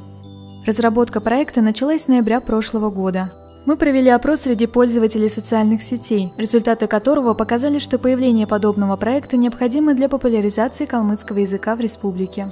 Для съемок промо-роликов мы привлекли наших артистов. К тому же с технической стороны нам помогли наши друзья, директор телеканала Хамдан Конгар Марилов и видеограф Максим Циденов. И мы очень благодарны им за оказанную помощь. Всего свободный доступ на YouTube-канале медиахолдинга Бумба выложено 18 выпусков видеоверсии уроков калмыцкого языка. Проект был призван не только повлиять на ситуацию с изучением родного языка в республике, но и заложить основу для будущих инициатив, направленных на пропаганду калмыцкого языка и культуры.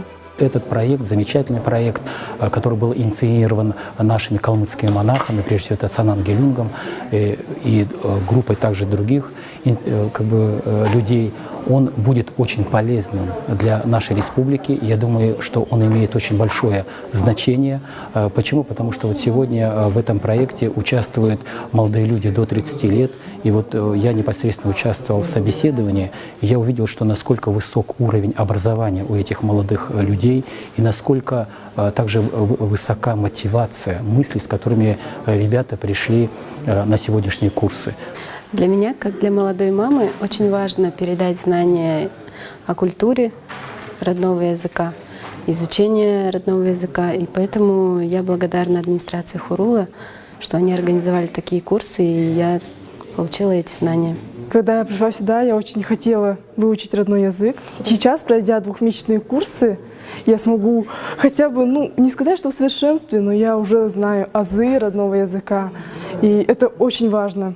И было бы замечательно, если эти курсы проводились ежегодно. Я до курсов вообще не мог говорить. То есть я максимум, что мог сказать, сянхону, эджи с утра, и все. То есть, хаджана, само собой. И я прихожу, эджи, спрашиваю юкеджана, она такая радостная, мне отвечает. Вообще видно то, что она счастлива, что я с ней стараюсь говорить, не всегда понимаю, и она со мной теперь старается всегда на калмыцком говорить. Не всегда понимаю, но ей приятно, да и я сам тоже довольный. Я никогда не был религиозным, как в Москве хурулов нету, поэтому так, когда в Элисте бывал, ходил иногда, да, меня с собой эджи брали, говорили, надо сходить. Я особо не верил так, прям как в религию.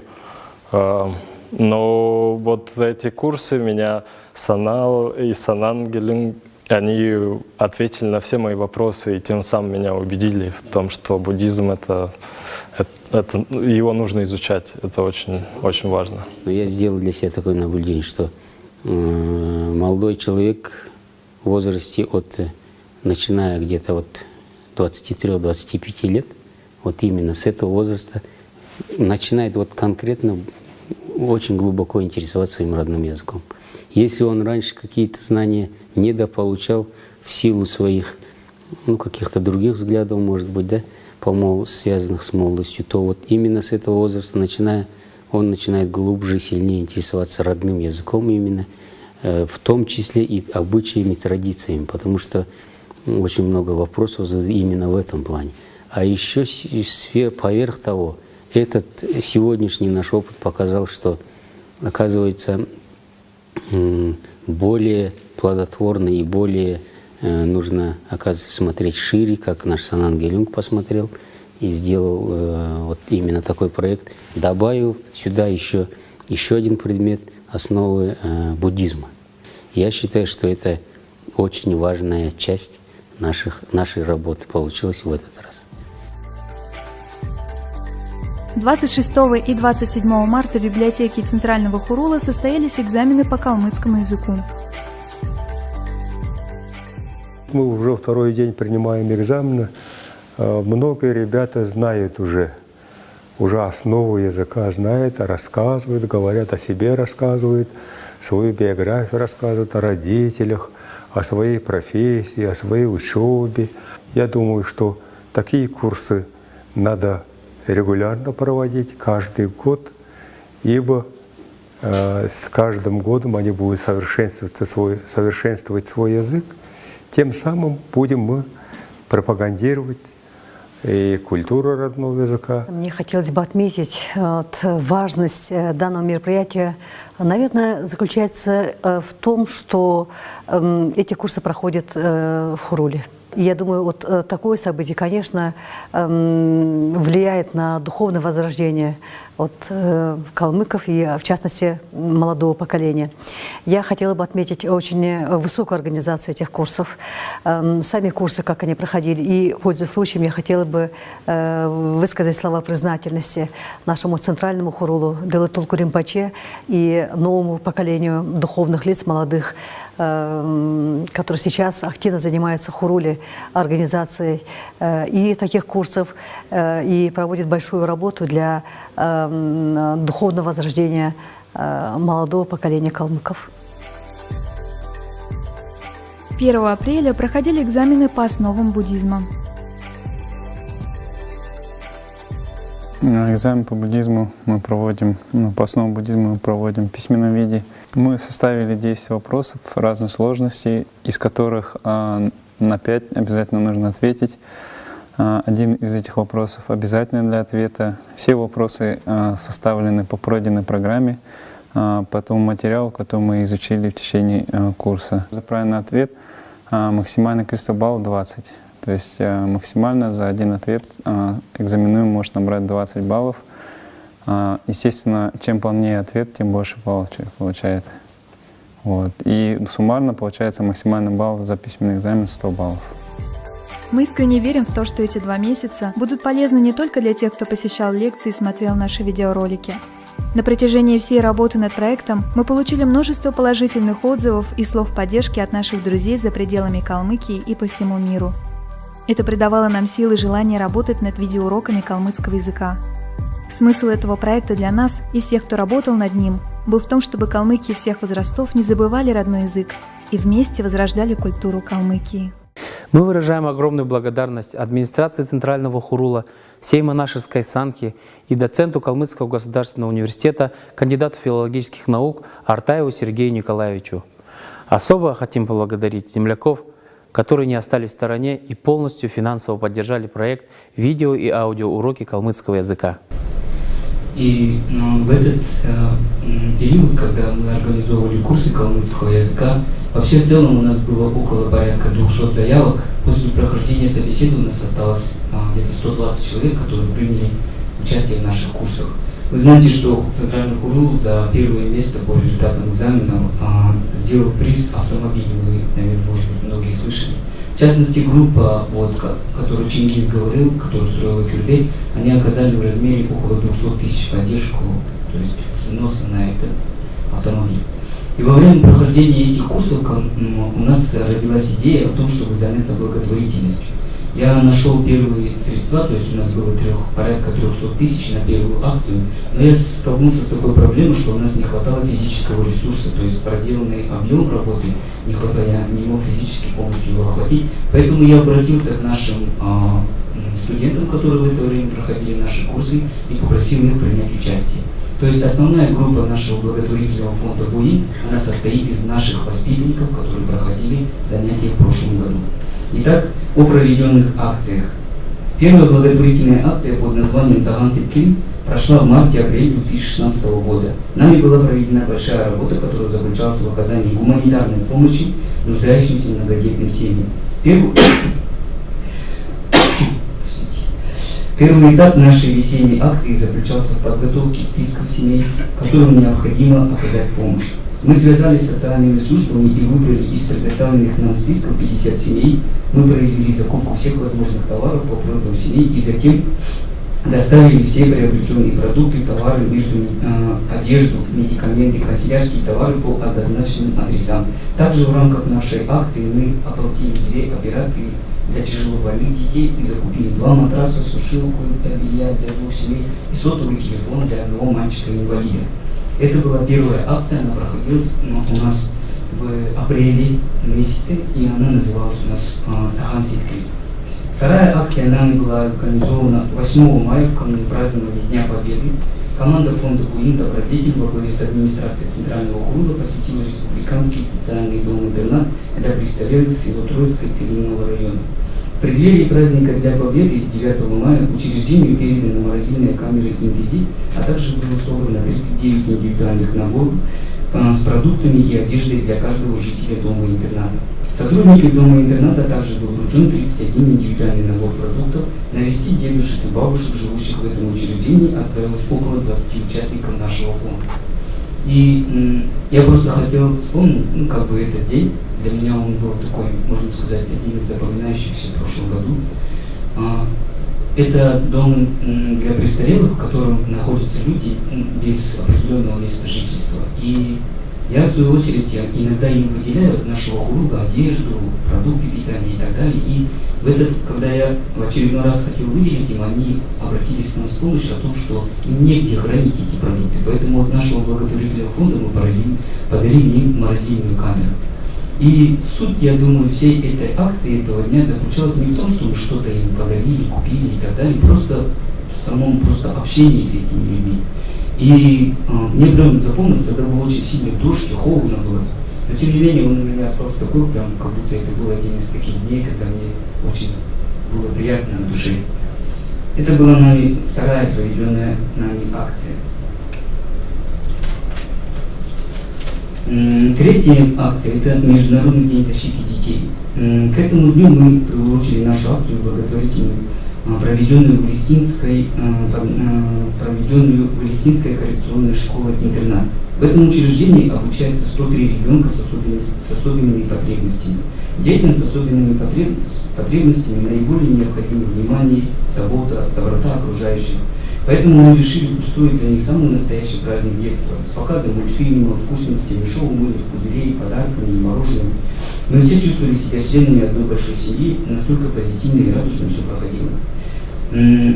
Таким образом, дружная и слаженная работа родителей, детей, педагогов, руководства учреждений и команды нашего фонда позволили создать благоприятную и теплую атмосферу праздника для замечательных детей.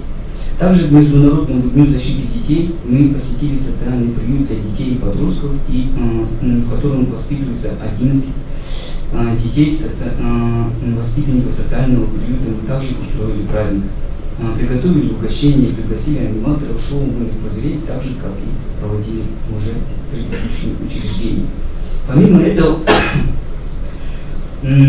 может кто-то из мальчиков и девушек, играющих мяч сегодня во дворе, в будущем достигнет высоких спортивных результатов. В современном мире очень эффективные занятия лечебной физкультурой с использованием гимнастических мячей. Таким образом, на получение Я здесь хочу сделать заметку. Сейчас пошли фотографии. Наш благотворительный фонд сотрудничает с одной благотворительной организацией. Она является американским благотворительным фондом под названием Step Forward. С нами ее познакомил наш Далай-ламы. В прошлом эта благотворительная организация занималась тем, что она закупала медицинское оборудование в тубдиспансере наш. И в прошлом году они изъявили желание спонсором, у них была такая акция под названием «Круглое счастье». Да. Они повсеместно везде детям дарили мячики. Я попросил включить нашу Калмыкию в этот проект, они с удовольствием откликнулись, и ими было выделено 130 тысяч рублей. На эти деньги мы закупили в Волгограде порядка 350 мячей. И потом все эти мячи мы разделили уже по адресно, я могу перечислить все эти школы. То есть мы делали так: 5 футбольных, 5 баскетбольных, 5 гимнастических, 5 других, большие наборы мячей. которые мы передали в дом ребенка специализированный, реабилитационный центр для детей и подростков с ограниченными возможностями, социальный приют для детей и подростков, Палестинская коррекционная школа-интернат, Палестинский дом-интернат для умственно отсталых детей, Лаганская коррекционная школа-интернат, Матросовская коррекционная школа-интернат и Сарпинская коррекционная школа-интернат. Все эти учебные учреждения получили от нас подарки в виде наборов этих вещей. С 12 по 14 июня в Элисте пребывала делегация из государства Мьянмы во главе с ректором Международной буддийской академии Ситабу досточтимым Ашином Янисаром. Об этом человеке я хотел бы сказать несколько слов от себя. Также Ринпоче, он является главой буддистов страны Мьянма или Бирма, сейчас я не знаю, как они называются. Этот человек в свое время, он тоже занимается очень много благотворительной деятельностью.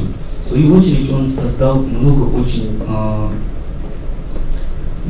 как называются эти врачи, которые лечат зрение? Офтальмологи, офтальмологический клиник, так называют, может, да, который лечит зрение. И вот он, благодаря его действиям, он восстановил 250 тысяч бирманцев зрения. Он также еще занимался тем, что во многие селения, в которых не было водопровода, то есть он провел водопровод туда. Вообще его деятельность не ограничивается только тем, что он как буддийский ученый дает наставления ездить по всему миру, но и он очень сильно заботится о своей стране и о своем народе. Для меня, в свою очередь, тому человеку, я считаю его как, можно сказать, как примером для того, что я примерно тоже хотел бы, чтобы моя жизнь протекала в таком же русле, что я являлся как буддийским монахом, так и смог служить на пользу своему народу. Поэтому мы организовали встречу нашего благотворительного фонда с Ашином Янисаром уже, чтобы он смог поделиться своими знаниями, опытом о том, как он смог реализовать такие большие проекты. Именно благодаря его деятельности в Бирме его статус среди населения даже гораздо выше, чем у президента. Это человек, он национальный герой. И на встрече с представителями нашего фонда уважаемый доктор Ашин Янисар поделился очень интересными для нас идеями, дал много наставлений. И я действительно много подчеркнул новой информации, о которой я сам не догадывался.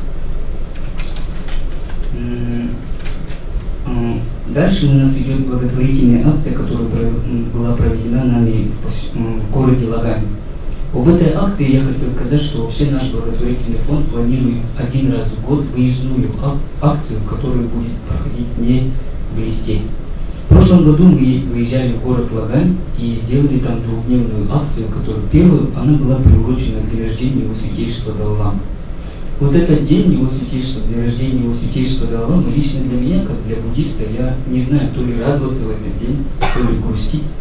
Потому что, с одной стороны, день рождения – это праздник, а с другой стороны, его святейшество Далай-ламы с каждым годом становится все старше, и возраст у него увеличивается. И вообще нами, вот, Центральным Хурулом, этот праздник организуется очень масштабно в самой Элисте нашей. Но, тем не менее, в районах не так, как бы, этот праздник практикуется, то есть, чтобы именно празднование самим поселком. И вот мы решили приурочить нашу выездную акцию именно к день рождения его святейшества Далай-ламы, которую мы проводили в городе Лагань. Там была двухдневная акция. Первый день мы организовали молебен для долгой жизни его святейшества Далай-ламы буддийской медицины. Потом у нас был праздничный концерт с привлечением наших известных эстрадных исполнителей. И в конце этого мероприятия мы всем раздавали 2 больших торта в честь дня рождения его святейшества Далай-ламы. И на второй день уже нам была запланирована благотворительная акция. Также мы выбрали 60 самых малообеспеченных и нуждающихся в помощи семей Лагани. И мы сделали им наборы по 3 направлениям. Во-первых, это были продукты питания, во-вторых, набор бытовой химии, и третьим мы подарили каждой семье по мобильному телефону от нашего фонда. И в преддверии этого, в начале нашей благотворительной акции, так как я всегда позиционирую всех наших калмыков, стараюсь приурочить тому, что к вопросу о тяжелой ситуации родного языка у нас в республике, я обратился к семьям и распечатал специально для них сказки на калмыцком языке и попросил именно из этих 60 семей от себя, чтобы они на калмыцком языке читали сказки для своих детей. После этого нами была проведена акция в поддержку тяжело больных детей. Вы 10 минут осталось, да? Хорошо, я говорил же, что, наверное, не успею, так как много было у нас до этого. Я закончу наш сайт, и мы покажем 2 ролика, это по проведенной нашим мероприятиям. Вы знаете, что у нас сейчас часто видно в интернете, что идет сборы на поддержку тяжело больных детей. И я постоянно вижу, мне хочется этим помогать детям, так как я думаю, что одно дело горе, во-вторых, когда семья не может жить с материальным, финансовым сложным положением, обеспечить лечение. Мы в сентябре месяце связались с нашим Министерством здравоохранения. Есть такой фонд «Дари добро», который занимается помощью тяжело больным детям. Мы собрали список, там было 22 ребенка, которые нуждаются, тяжело больные дети, которые нуждаются в курсе лечения дорогостоящем. Из этих 22 списков мы выбрали 6 самых нуждающихся, и в сентябре месяце мы сделали приглашение от нашего благотворительного фонда по 50 000 рублей.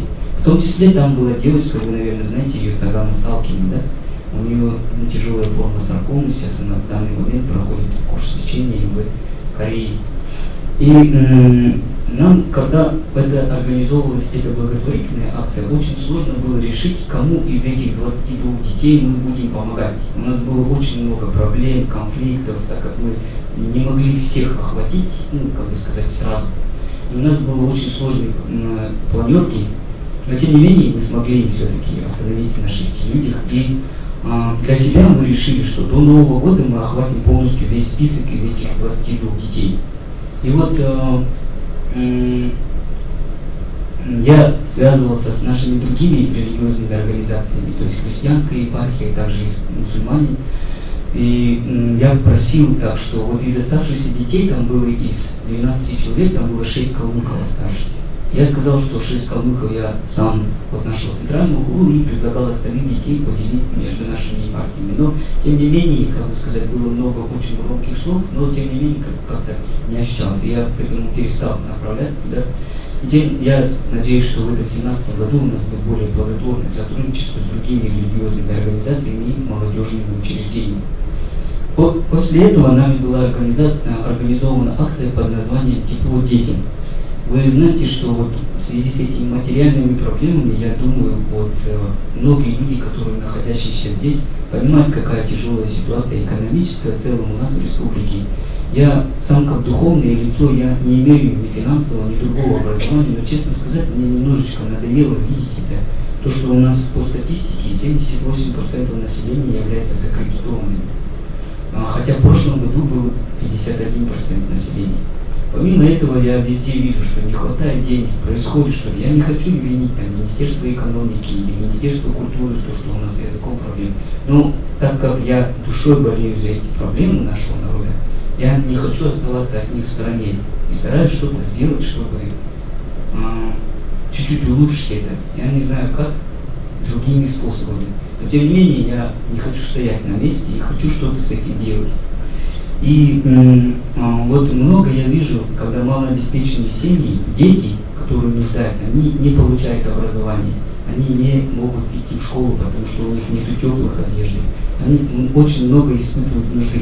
И вот нами в ноябре месяце была организована акция под названием «Тепло детям», и мы 72 детям выделили сертификаты по 3000 рублей и направили средства в магазин «Удачная покупочка». На эти деньги каждая семья, на каждого ребенка могла обналичить сертификат на 3000 рублей, и 72 ребенка получили теплую одежду на эту зиму.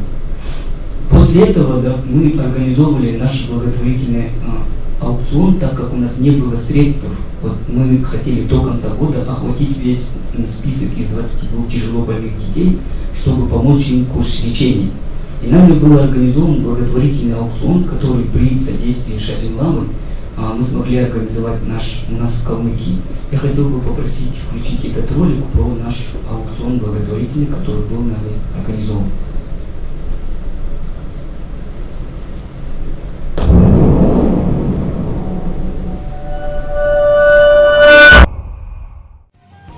11 декабря в ресторане «Даяна» состоялся благотворительный аукцион, организованный фондом помощи малообеспеченным семьям «Буин Добродетель», основанным при Центральном Хуруле «Золотая обитель Будды Шакьямуни» под руководством администратора Центрального Хурула Гелюнга Санана Матвенова. Мероприятие посетил Шаджин-лама Калмыкии, почетный представитель его Святейшества Далай-ламы 14-го в России, Монголии и странах СНГ Тэло Тулку Ринпоче. Он произнес торжественные слова на открытии аукциона и поприветствовал благую инициативу людей, организовавших этот вечер и принявших в нем участие. Будучи далеко не первой акцией, проводимой фондом за сравнительно недолгое время его существования, аукцион ставил целью сбор средств для оказания адресной помощи тяжелобольным детям, которым необходима срочная и дорогостоящая медицинская помощь и послеоперационная поддержка. На аукцион были выставлены 30 лотов, представляющих собой вещи, имеющие духовную и религиозную ценность, а также работы талантливых жителей Калмыкии. По словам модератора аукциона Гелюнга Санана Матвенова, мероприятие прошло успешно, и основная его цель была достигнута. Цель проведения нашего фонда, конечно, заключалась в том, чтобы собрать средства на лечение тяжелобольных детей. Сейчас у нас часто встречаем в интернете и вообще в целом часто слышим о том, что многим тяжелобольным людям не хватает средств на лечение. И наш благотворительный фонд планирует сейчас последнюю нашу акцию этого года Центрального Хурула, благотворительного фонда «Буин». Мы будем помогать курс лечения, прохождения тяжелобольным детям, инвалидам, кто в этом нуждается. Сейчас мы уже будем начинать формировать списки. И в дальнейшем, конечно, будем поадресно. Может быть, кому-то мы оплатим лечение, может быть, кому-то в руки дадим, кто не требуется лечения, но, скажем, нуждается в медикаментах и так далее. Эти средства будут распределены, в частности, конечно, приоритет будут иметь тяжелобольные дети, кто болеет раком, ДЦП. Мы будем сотрудничать с фондом «Дари добро» и будем оплачивать курс лечения детям, которые нуждаются, скажем, в логопедах, аутисты, ДЦП.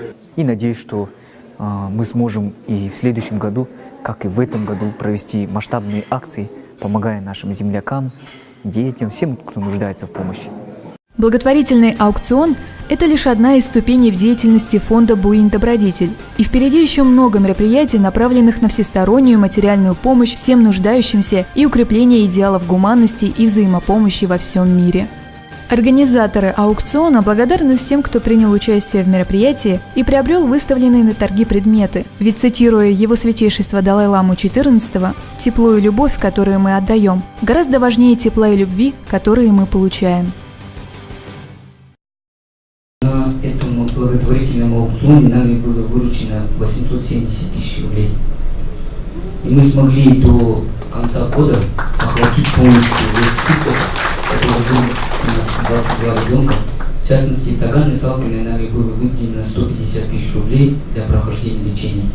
Я хотел бы присоединиться к агитационной программе для этого ребенка, так как вы, может быть, если кто-то знаком с этой ситуацией, этой семьи, первым у него была саркома бедра. Операция, которая проходила, она стоила 2 миллиона. Мы туда помогли 50 тысяч рублей, она прошла операцию, но при повторном химиотерапии у нее выявилась метастаза в плече. И сейчас курс лечения для этого ребенка с общей сложности стоимостью 10 миллионов. Мы смогли помочь, исходя из наших скромных возможностей, сколько могли для этого ребенка. Если у вас есть возможность, присоединитесь, пожалуйста, к этому движению. Я думаю, что если как верующий человек, с одной стороны, это хорошо. Если вы не верующий человек, можно хотя бы просто чисто из сострадания к этому ребенку. И в завершении нашей, на этом, в принципе, я сокращу полностью программу отчетную и так далее. Я хочу сказать, что за весь 2016 год, Мёчин-Дин, наш благотворительный фонд в общей сложности оказал помощь малообеспеченным детям, семьям, инвалидам и тяжелобольным детям в размере свыше 2 миллионов рублей. Нам была проведена такая работа. И я хотел бы, чтобы вы включили завершающий ролик нашей сегодняшней презентации. Это уже видео о полностью в целом проведенной нашей работе.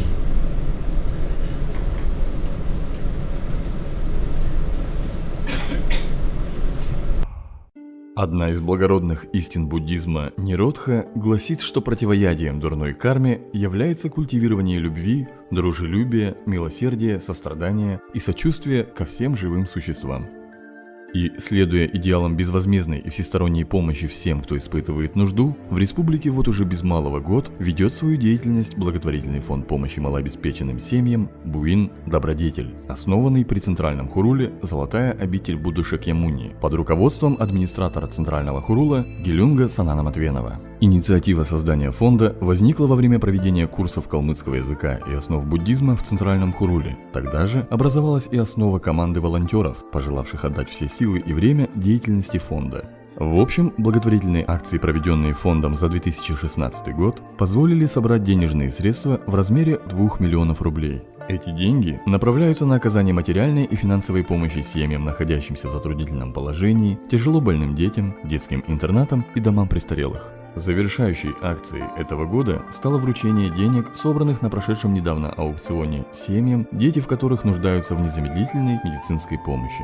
В этот вечер 16 семей получили адресную поддержку общим размером в 720 тысяч рублей. Хочу поблагодарить искренне Центральный Хурул, именно благотворительный фонд «Буин», за их желание и возможности помогать всем, кто нуждается в помощи. Поддержка, духовная поддержка, материальная, она очень нужна, потому что наша республика очень маленькая, и мы все друг друга знаем, что калмыки всегда славились тем, что мы все вместе, объединившись, мы всегда поможем друг другу.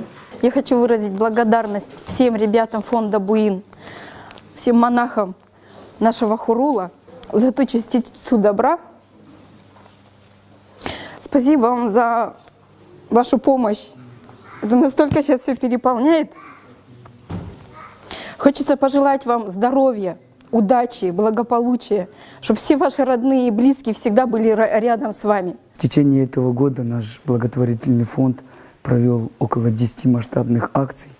И если подвести итоги о финансовых расходах, о тех усилиях, которые были со стороны нашего коллектива, есть легкое такое чувство выполненного долга перед своей родиной, перед всеми верующими людьми.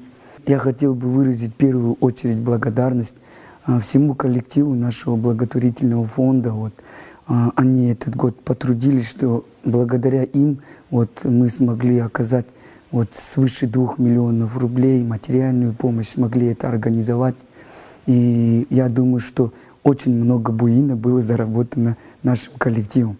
И второе, это, конечно же, нашим спонсорам, которые оказывали нам материальную поддержку. Очень много людей обращались к нам с желанием помочь. Я надеюсь, что у нас будет следующая волна, такая же достойная, как и в этом году. Фонд «Буин Добродетель» уже планирует график проведения акций на следующий год, и организаторы возлагают большие надежды на то, что все больше людей примут участие в судьбах нуждающихся, распространяя тем самым идеалы доброты и взаимопомощи и делая этот мир лучше. Да, это был краткий ролик о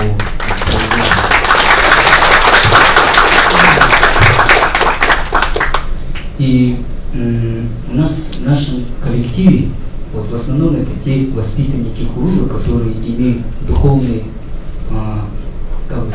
знания, как раз которые были получены при организации нами курса по основам буддизма. В этом году, 2017, я буду после Цахансара заниматься подготовкой к проведению новых курсов по калмыцкому языку и основам буддизма. Я надеюсь, что многие меня осуждают, потому что мы выставляем туда большой приз. Многие стараются критиковать, показывать свое недовольство. Но я, как калмык, как простой парень, считаю так. Если же ты что-то сделаешь наравне со мной, тогда я посчитаю нужно прислушаться к твоему мнению и критике твоей. Если же, извини меня, ты сидишь на диване, всех хаешь, осуждаешь, при этом ничего не делая, как-то мне такое мнение людей не очень интересно. Если у вас есть возможность, основная цель моя, почему я приехал сюда, то есть смог переставить свои. Я не так часто свободен была, чтобы выезжать в Москву, и за свою жизнь я очень много ездил, как в автобусах, поездах, самолетах, и не очень люблю покидать Калмыкию. Но тем не менее я приехал сюда с основной идеей того, что я знаю, что много бизнесменов входит в ваше сообщество, и надеюсь на поддержку в нашем таком благом деле. Лично для меня, как монаха или представителя Центрального Хурула, религиозного лица, нету никакой выгоды, ни одной копейки из всех нами средств не было направлено не по направлению благотворительности. Я хочу, чтобы об этих проблемах калмыки знали, о проблеме своего языка, о проблеме тяжелой социальной ситуации у нас в республике, и не закрывали на это глаза и старались общими силами что-то организовать. И надеюсь, что в 2017 году у нас также будет хороший набор новой молодежи достойной, которая сможет и в дальнейшем, мы хотим именно набирать в коллектив нашего благотворительного фонда тех людей, которые имеют духовную подоплеку, то есть разбираются в буддизме и занимаются благотворительной не с целью какого-то там прославления или иных ложных мотиваций каких-то, а именно понимая, что такое в буддийском понимании даяние, карма, благое деяние, благой плод и так далее. Если наш благотворительный фонд будет насчитывать хорошее количество волонтеров, к примеру, мы можем организовывать более масштабные акции. Недавно я ездил в село одно у нас, оно находится за Троицком. Но вот когда проезжаешь с Троицкой, после него 2-3 километра, там есть около 5 километров, квадратных километров, да? Там мусорка ужасная вообще. Я уже обращался с тем, чтобы цивильному району, к администрации, чтобы они решили этот вопрос. Если они не решат этот вопрос, я организую при нашем Центральном Хуруле, просто включая нашу программу наших занятий, большую уборку на той территории, потому что там действительно позор, вообще ужас какой творится. И это мы делаем не потому, что это нас обязывает наше положение, а потому что мы хотим заботиться о своей родине, о своем доме, о той территории, которую мы занимаем. И если среди вас есть такие люди, которые разделяют нашу идеологию, нашего Центрального Хурула, благотворительного фонда БУИН, то я всегда рад предложению. Я знаю, что мы очень тесно сотрудничаем с Чингисом Великим сейчас. Виктор Чуян проявил интерес к нашему благотворительному фонду. Любые люди, кто имеет интересные мысли, интересные проекты, я думаю, что так как у вас есть финансовое образование, сейчас меня беспокоит один вопрос в том, что наш благотворительный фонд фактически существует на пожертвования людей. Это многие, все, что мы здесь организовали, благодаря это нашему Центральному Хурулу финансовой поддержке, тем калмыкам, которые находятся в Америке и так далее. Мне, честно сказать, надоело просить денег. Я хочу это делать, да, но мне легче заработать, нежели чем постоянно кого-то агитировать хорошему. И в дальнейшем я хочу настроить инфраструктуру, которая сможет работать именно на пользу нашего народа, бескорыстно. Если у нас будет хороший уровень, мы сможем помогать не только малообеспеченным или тяжелобольным детям, мы можем заниматься спонсированием наших спортсменов, мы можем развивать другие направления Калмыкии. Я надеюсь, что мы создадим такую организацию, которая действительно фактически будет работать на пользу нашего населения.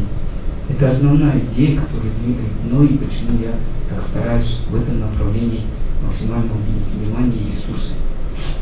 Поэтому сейчас, на данный момент, у нас произошла смена. В нашем благотворительном фонде есть инициативная группа, которая состоит из 4 человек. Туда входят 4 человека, у них поделены обязанности свои. Кто-то отвечает за связь со средствами массовой информации, кто-то отвечает за финансовую сторону отчетности, кто-то занимается организационными моментами и так далее. У нас произошла смена нашей инициативной группы, и новая инициативная группа уже разработала план на 2017 год. Сейчас в феврале месяце нами будет организовываться акция также под названием «Забота о детях». Это уже будет также вручены сертификаты на приобретение сезонных вещей, уже летних, на 2017 году. Эта акция планируется у нас в феврале месяце. Но так как в прошлой акции мы помогли 72 детям, сейчас мы поднимаем планку до 100 детей. И в принципе, я думаю, что смогу ее организовать. И сложный вопрос заключается в том, что вот постоянно приходится просить. Я не люблю просить людей. Это не мой стиль, мне тяжело это, честно. Но тем не менее, если я попрошу и люди получат, я стараюсь это делать. У нас всегда Ринпоче занимал такую позицию, что Центральный Хурул мало кого просит. У нас в Ринпоче никогда такого не было, что, ну, как сказать, не принято у нас так. И так как мы воспитанники Далай-ламы нашего, я хочу придерживаться, потому что именно с благотворительностью, основной идеологией, то есть подачей этой инициативы, как раз Ринпоче нам и говорил этим заниматься. Поэтому я хочу привлечь побольше к этому внимания. Если у вас есть возможности, интересные идеи, если вы знаете семьи, которые находятся в тяжелой жизненной ситуации и нуждаются в помощи, пожалуйста, обращайтесь к нам. У нас есть группа ВКонтакте, она называется «Будет добродетель», вступайте в нее. Мне будут интересны все. У нас есть человек, который курирует поступающую информацию, заявки на новое участие в наших акциях. Я буду рад новым знакомствам, новым предложениям, финансовой поддержки. Главное, что если у вас, как говорил наш калмыцкий вещам Бовам Бадма, в душе у тебя свет и не враг, поэтому ты хуварак. Это говорит о том, что если у человека в душе есть вера, у него свет, а не враг. Поэтому если нас будет, как бы сказать, сплачивать, да? Вот нехватка, как это, не гражданского, как это сказать, светского образования дает о себе знать, да? Вот и я хотел, чтобы вот многие наши калмыки приобщились к этому, чтобы это было не просто нами какие-то группы организовано, а чтобы это было масштабно. Я хотел бы зачитать вот нашу программу на 2017 год, но я думаю, так как время у нас будет ограничено уже, и нам пора закругляться, да? Вот Маша тоже ручками. И вы можете потом подробность нашей программы, она уже более раскрытая будет в интернете, и вы можете ознакомиться с ней. Большое спасибо за внимание, на этом, в принципе,